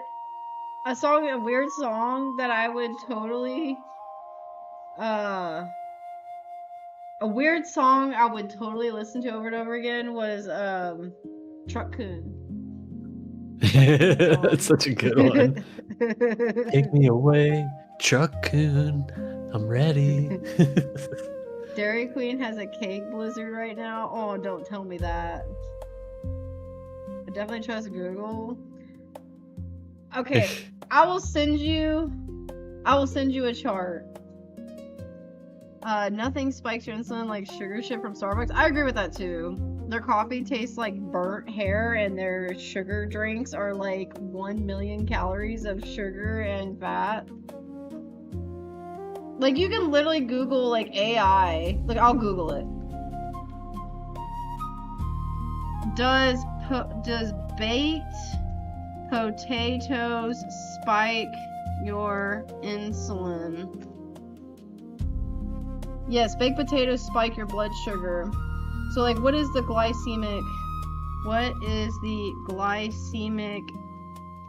index of potatoes? I can't believe I'm doing this. Okay, potatoes generally have a medium to high glycemic index, a GI, typically ranging from 55 to 111. Okay. So, like, if you were to eat a baked or roasted potato, it's 69 to 111. And that's just a baked potato. If you were to eat it boiled, it's less. It's like 56. So then what is the glycemic index of cake? Glycemic index of cake is around 65. So it can jump higher than cake, which like angel food cake's like 67. The glycemic index of, and I'm just googling this, like I'm no expert, I'm just googling this. I googled this a long time. Glycemic index, let's see, it was like ice cream. Glycemic index of ice cream is 38 to 62. So yeah, baked potato is higher than the glycemic index of a potato. Or potato is higher than ice cream. Yeah. Listen to our willing or forced. Mine's in our loop of, what is that? Caramel dancing. Ah. Baby shark. Well, the question is, if they are food doctors, I actually know a nutrition. I was like, there's a nutritionist, and then there's the other one. I actually have a personal friend who is in the nutritional field professionally, and I can ask her myself, which not all doctors are nutritional. They're doctors of certain things, which you can go to the doctor for your hand, and if you ask them nutrition, they will tell you certain nutrition, but a nutritionist is really the best person to go to when it comes to nutrition. So is a dietitian, because they specialize in nutrition. So if y'all wish, I could ask my best friend.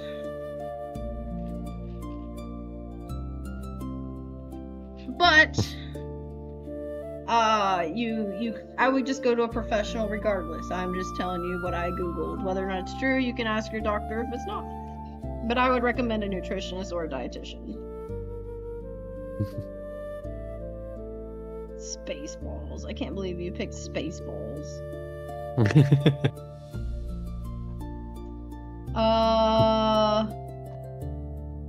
What is oh, I have one for you, Voodoo. What is something you think a lot of people are wrong about? Oh. The Mandela effect for Fruit of the Loom. Fruit of the Loom? Yep. Or actually, no, okay, a more serious one. The belief that military grade quality is actually good quality. Fun fact, military quality is not that. It is made by the cheapest bidder for the lowest price. So, military grade quality is actually the worst quality. No, endocrinologists do not specialize in creating diet plans. They focus on hormones and medications. That is what I just read. Because I asked, do they specialize in diets? And they said this says no, they do not. They can help manage blood sugar through food, but they don't particularly do diet plans. It's generally through a local dietitian. And I can ask my friend, she's a dietitian. I can totally ask her and see if they can go to an endocrinologist for a diet plan or what that. And also, being Canadian versus like American is different. Like, who is taught where is also kind of different.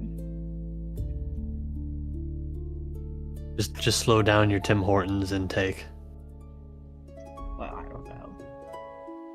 Military is the fastest and cheapest mass equipment. That's exactly it. Hit that one right on the nose. Yeah. Well, if they're a dietitian, then they know. I'm just saying from what I've read. Look, I'm no expert on being a dietitian. I do not claim to be one. I've only Googled just sheer facts and what spikes insulin, and the dietary index, and everything I've read on it just states that it does. I'm not saying I'm an expert. I am just simply stating of what I've read. You should do the same measurements. Cake and ice cream at the same measurements seem to outdo baked potato, according to or AI when typed it. Okay. So you're saying ice cream and cake at the same measurements as a baked potato? So let's ask AI. This is an AI question. This is not me being an expert. Is cake... So, does cake or ice cream at the same quantity of potato spike insulin more, same, or less than a baked potato?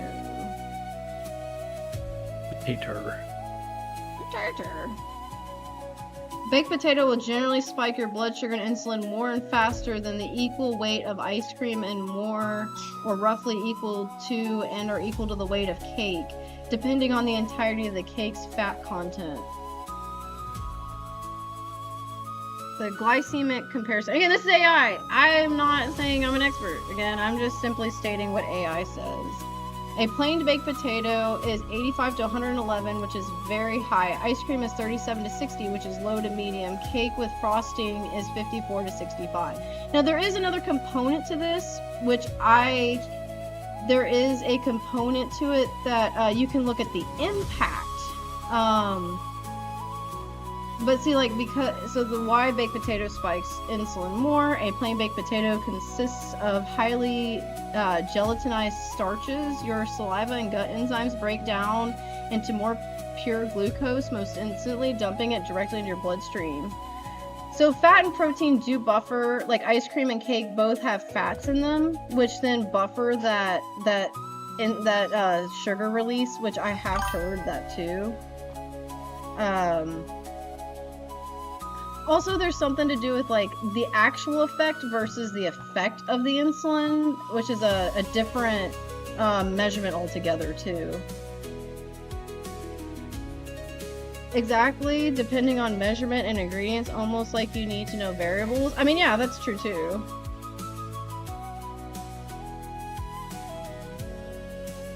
Very true.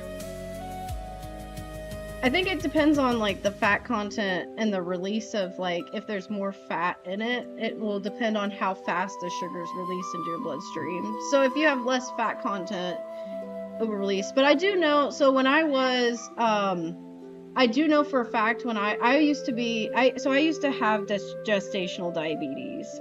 So I had to test my blood sugar as well. And there were certain things that I could not eat that would definitely spike my blood sugar. The biggest one was rice. I could not eat rice. Rice was a big one because rice would definitely spike my blood sugar because of all the starches in rice. If I ate potatoes, it would also really spike my blood sugar, so I had to stay away from potatoes. But in general, I tried to stay away from sugar stuff, so I don't know. Certain breads didn't really do it, and certain like chips and stuff didn't really do it. But definitely, but if I ate a lot of chips, it would. Protein is very important. Yeah, 100%. Protein is like your best thing for to buffer the sugars. How much protein in a single All Might release?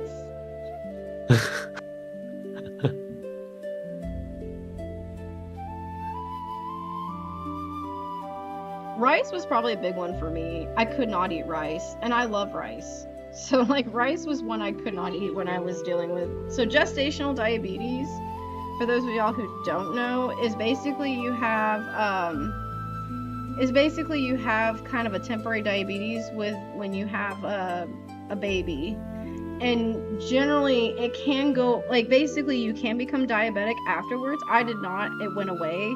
It's just something to do with basically the absorption of the sugar while you're pregnant. It just goes all wonky. I've seen like people perfectly fit have gestational diabetes from pregnancy. And so if you like, from what the doctors say, that it doesn't really matter in some instances, how, like, if you are overweight or not overweight or any of that, because for some reason it just can affect people differently. I see people eat a ton and get a huge sugar headache, and I don't eat corn myself. I hate that shit. I try to stay away from corn, in general. But I mean, if it's there, I'll eat corn in my mac and cheese, but like, I don't really eat a lot of corn. Yeah, I generally tend to shy away from it. Like, corn on the cob's about it.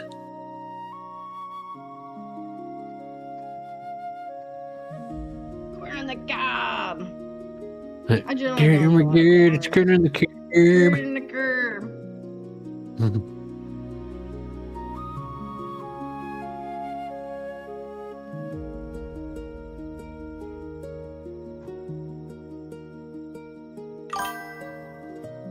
Oh, the corn and mac. I know. I ate a lot of corn and mac. I don't know what it is. It's like the sweetness of the corn, like, levels out the fattiness in the cheese. I don't know. It just makes, like, the salt. It's like sweet and salty all in one. I don't know. It's probably it's terrible for you. I'm not suggesting it. It just tastes good. Just like I'm not suggesting ice cream that has icing in it. Like, it's terrible for you.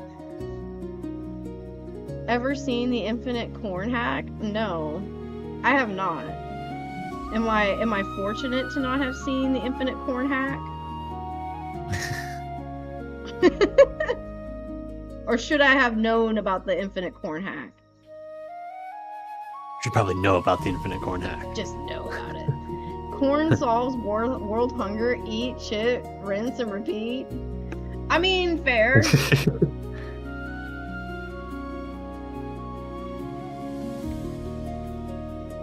I don't think you really get a whole lot of nutritional value out of corn itself. I think there is. Wait, okay, let's look this up. Does corn have any nutritional value? You also just eat straight corn kernels. Yes, corn is highly nutritious, nutrient-dense, whole grain that provides significant amount of fiber, vitamins, and antioxidants. It has dietary fiber in it, which is good for gut health. It's rich in vitamin C, A, and B complex vitamins, especially folate and niacin. I feel like you can get most of this except for vitamin C in meat. Like, in a good juicy state, you can get a lot of that.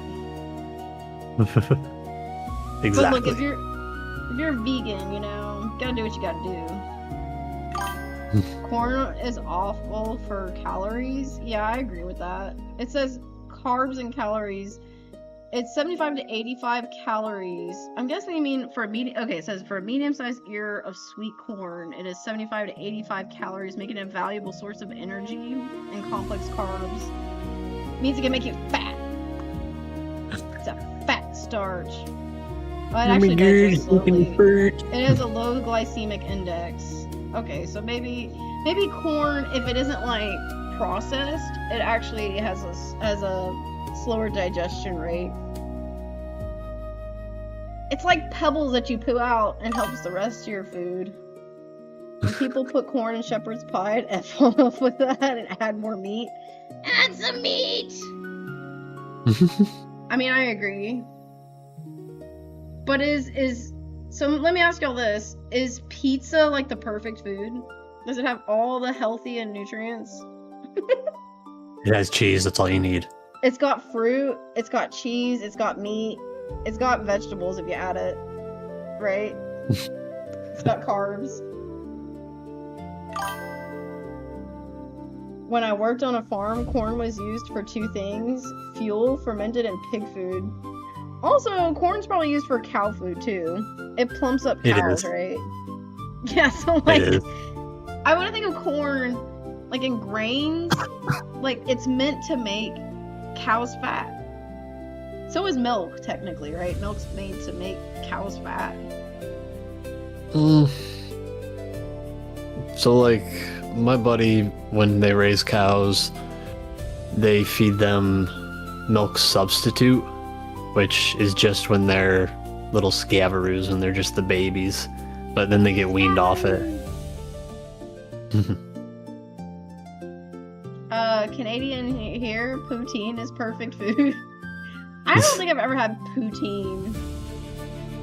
Mac and cheese pineapple pizza. Would you eat it?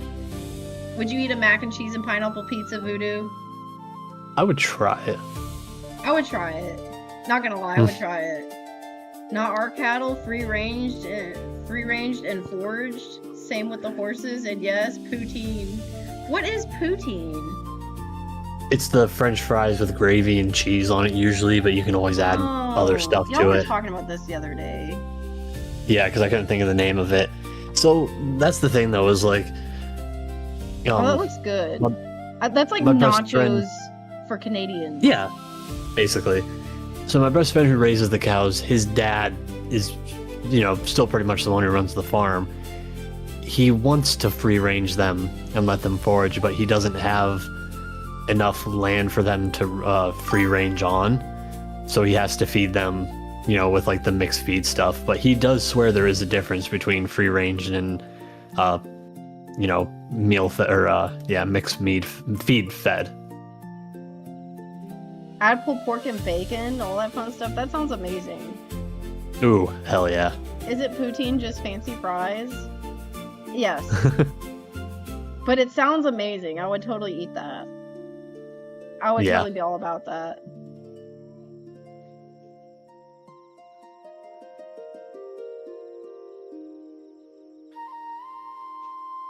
I can't say I've ever had poutine. Have you ever had poutine?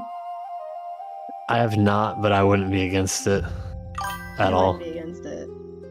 We used to eat poutine a lot, and Gallium thought poutine was code for intercourse. He thought we were always bailing on Ray to make babies.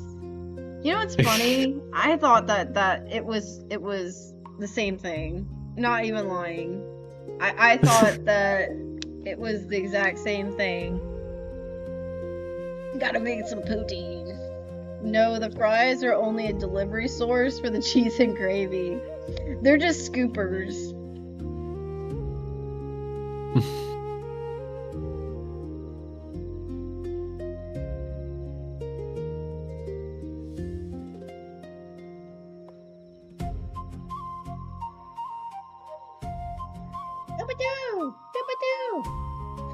Alright guys, so I'm gonna have like a final question thing. Do you guys have any other final questions before we end this stream today?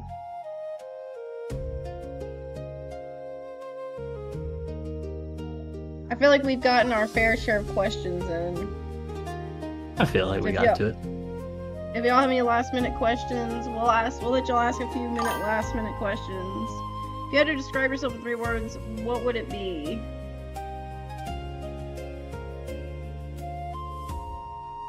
I think,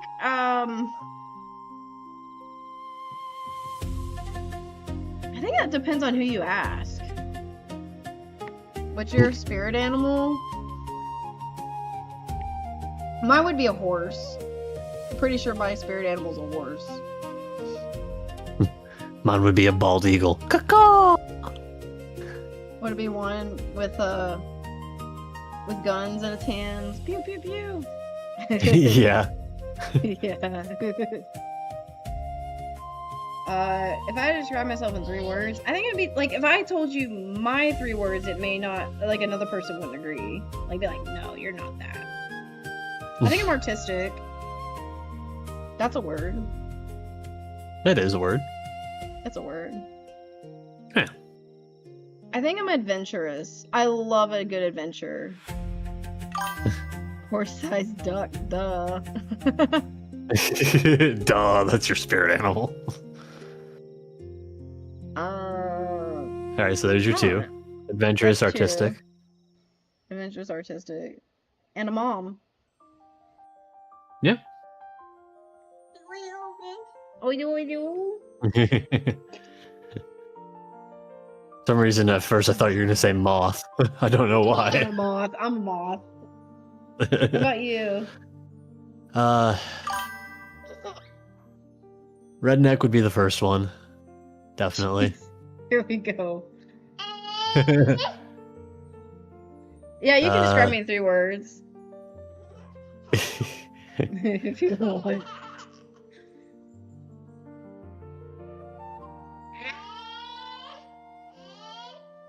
So that's all you are? You're just a redneck? No. Redneck. A lot of people that generally don't know me would generally just describe me as, I guess, off-putting or like standoffish. I don't believe that one, but you know, I don't think so. Standoffish, quiet for the most part would be the second one for me. I don't know. You're very loud about onions.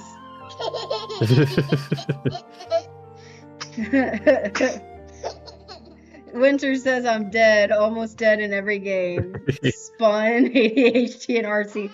I am a little ditzy. I am a little like, oh, over here, oh, over there. I am a little ditzy. Oh, look, a squirrel.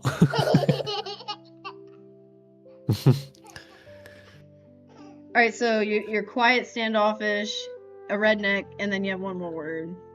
Or is that Yep. it? No, I can think of one more. Loyal. Loyal would be my third one.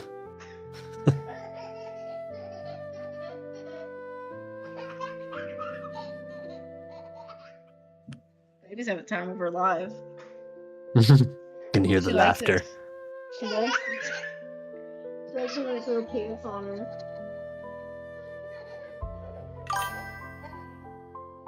Adventure's quiet, and not one word, but animal lover. And cheese. If I were to describe Voodoo and cheese. Random. Your last word is random? No, I'm assuming that's what he's describing.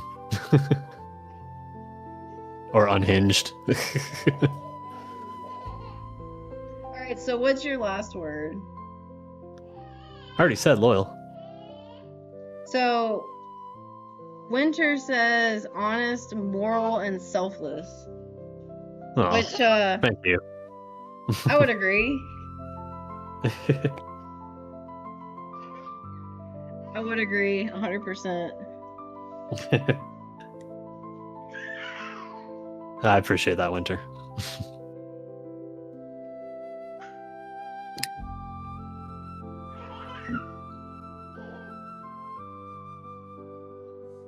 Playing with babies. I'm throwing her pants on her head and she thinks it's funny. Is that why she's got the giggles? Yeah. She keeps throwing them at me and then she wants me to throw them back on her head.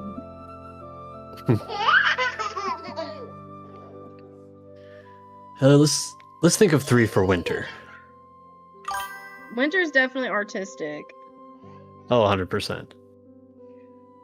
And yeah, you can describe yourself too. Winter's definitely artistic. Art, and art. Winter is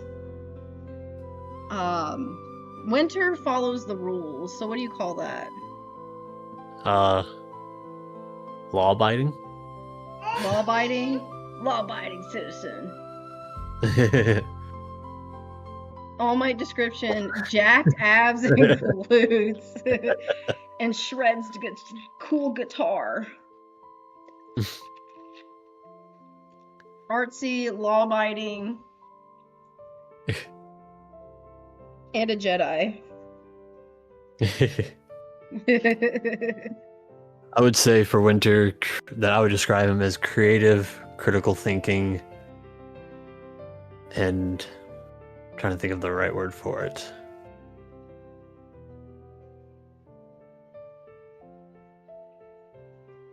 I would say critical thinking is one. Yeah.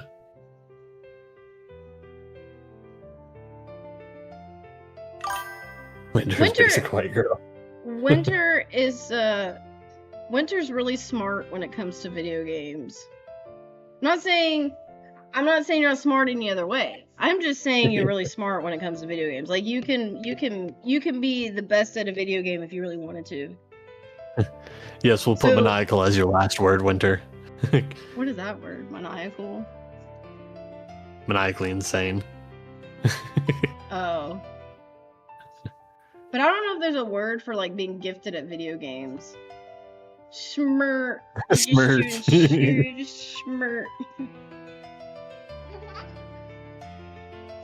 You're a schmert cookie. I don't know. Friendly is my third one, but I can't think of a better word to describe it.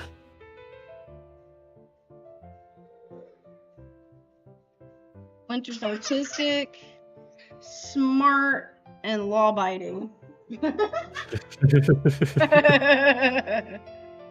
Oh, the third one. Okay, I take that back. He's a woo. Very a woo. I'm keeping my words for Winter to myself. Let's hear them. No, tell us. No, tell us. I want to know. Good at video games, gamer bro. You schmert.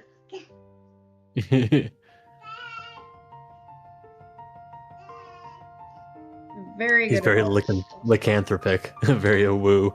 Very a woo.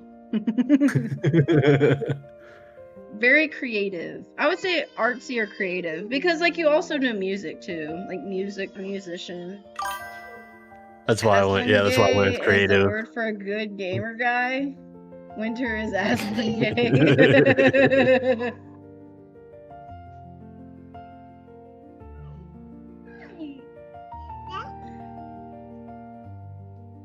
I don't know. There's like a good word. I'm not aware. I'm a woo.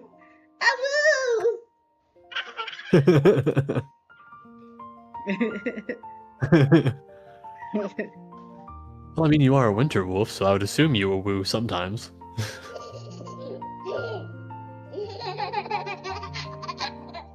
The child agrees.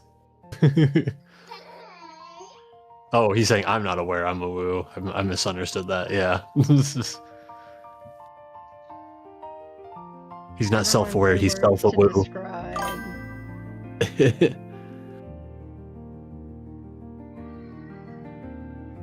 Pikachu. Yellow, red, and electric. Dueling Evox.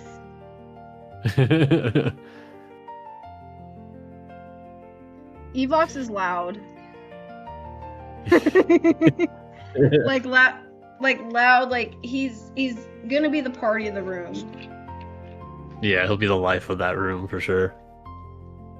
He is very compassionate about what he likes. Yeah. So what is the third one? Evil, impossible, insurmountable. Jeez.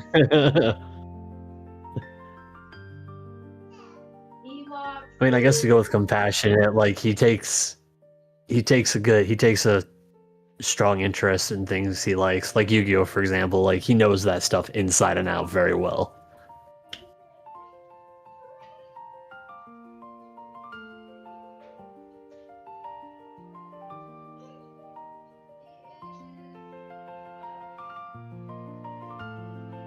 He's a wild card. I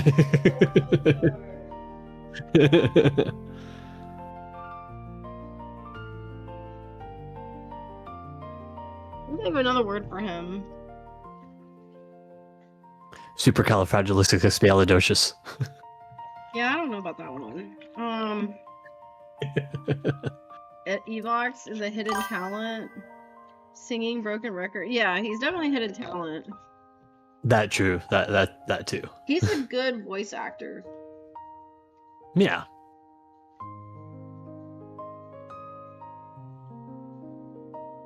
No. So, Tata, how long have you been following the channel? I was just wondering.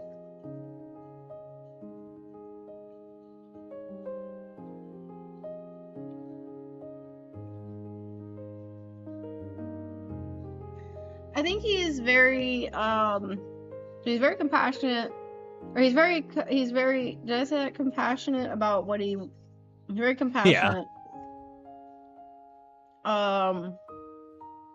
Very, like, he's a loud party.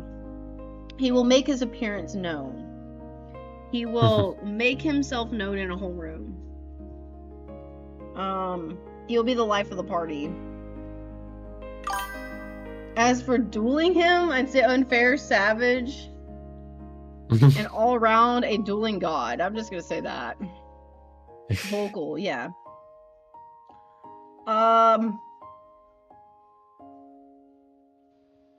Evox is also generally, I think, a loyal follower. I'll say that.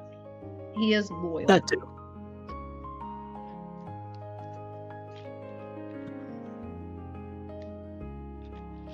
He's really good at, he's stuck around for a long time. Evox is his own D&D party. He's his own hype. Evox is his own hype. Evox is Vegeta. I am the hype. He's secretly Vegeta. He likes Dragon Ball, though. Yeah. What the hell's a kami?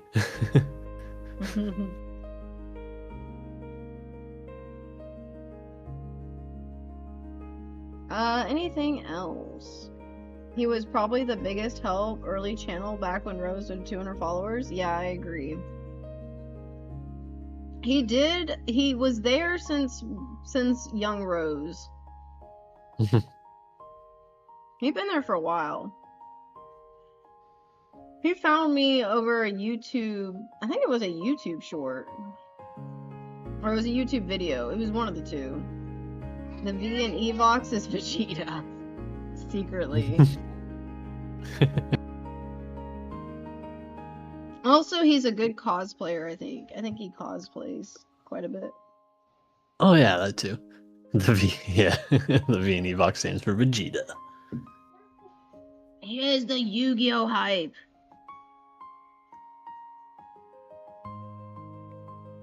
Alright guys, any last questions?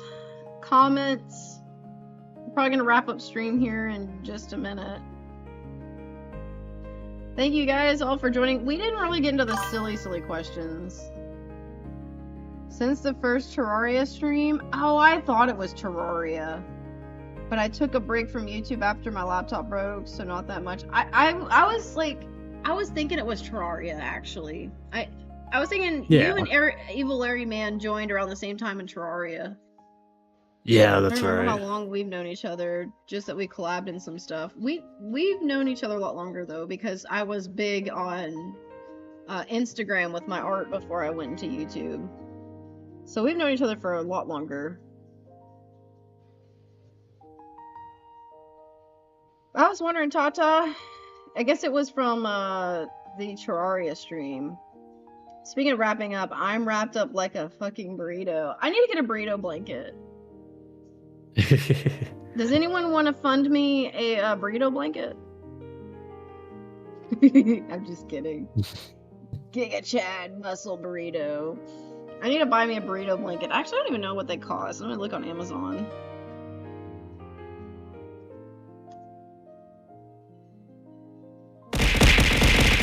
Ah!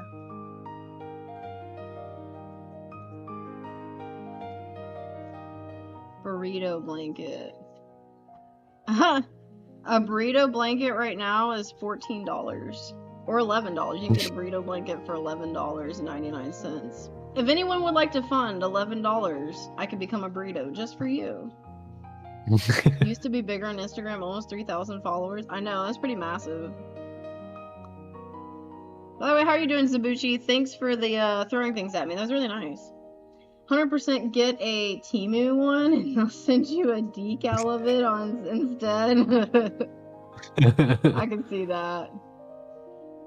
One of my family members has like a burrito blanket, but it was square. Like all of these that I'm seeing are all. Oh, they literally have an Amazon. They literally have a baby wrapped in one. That's adorable. All the ones I saw were like square shaped. These are all like circle shaped. Hmm.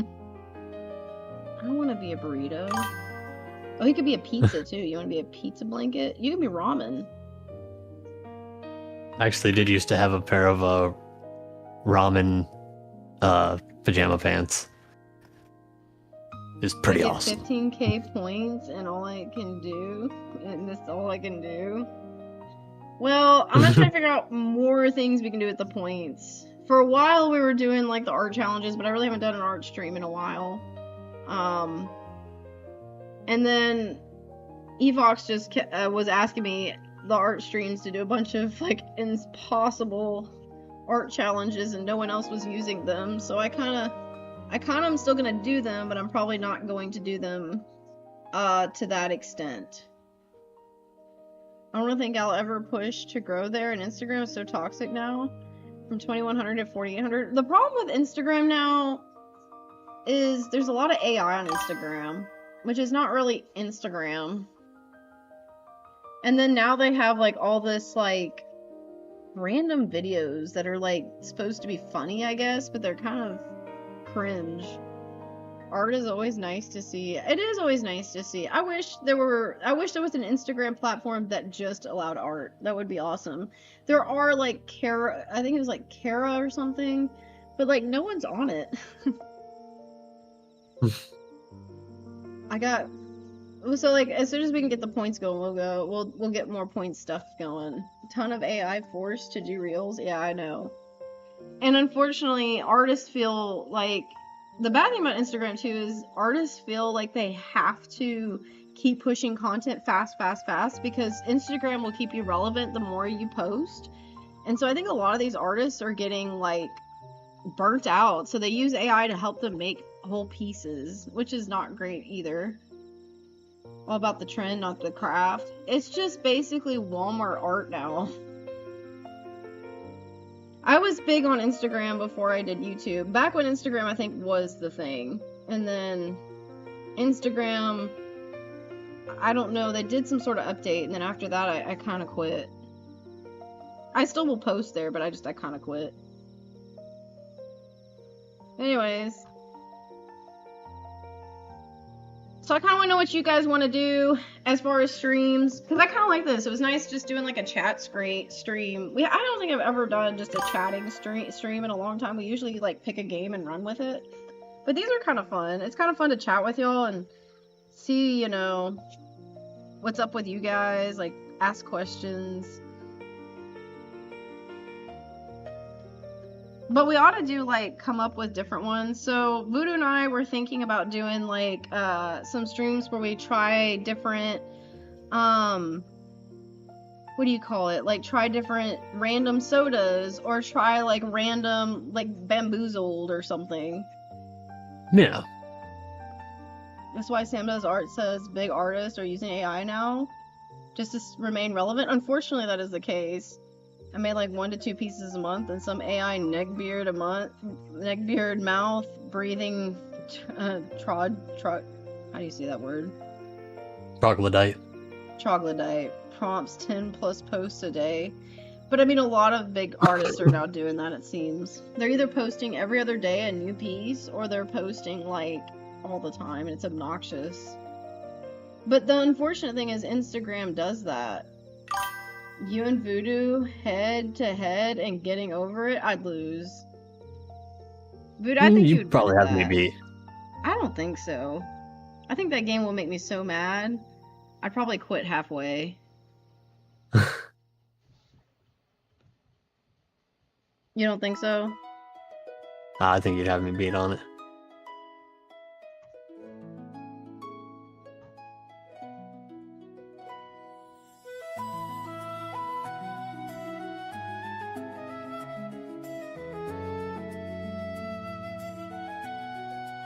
I think you would kick my butt. Okay, what does this mean? So I'm looking at someone to raid, and this person that pops up says cat boys versus dog boys versus fox boys versus bunny boys first playthrough. What is that? Am I missing something? I'm missing something for sure. I don't even know. stream where you and Voodoo just do random questionnaires. You see artists posting with prop hunt games? Oh, prop hunt would be fun, but we need more players. True. A stream where you and Voodoo just do random questionnaires. Just give me questionnaires. You see artists posting 10 fully rendered, insane detailed pieces a day and say it's not AI. There's no way. I'm pretty seasoned artist unless I'm drawing shit like Pokemon. I can't draw that. Yeah, it's nuts. I couldn't do that. I'm too slow. Fast is crazy. I can draw like 10 plus stick figures a day. Yeah. That's a lot of art.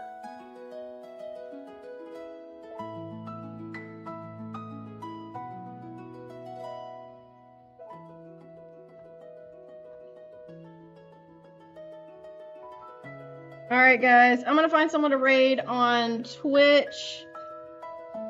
I think tonight's gonna be a random raid. Thank you guys for watching. We had fun doing this little chat up. Again, maybe next time. Maybe next time we can come up with something different to do with just chatting. And then also we keep saying we need to do Pokemon Unite. I'm working on it. Finally, Voodoo has Pokemon Unite up. So that's awesome. We're getting there. Getting there.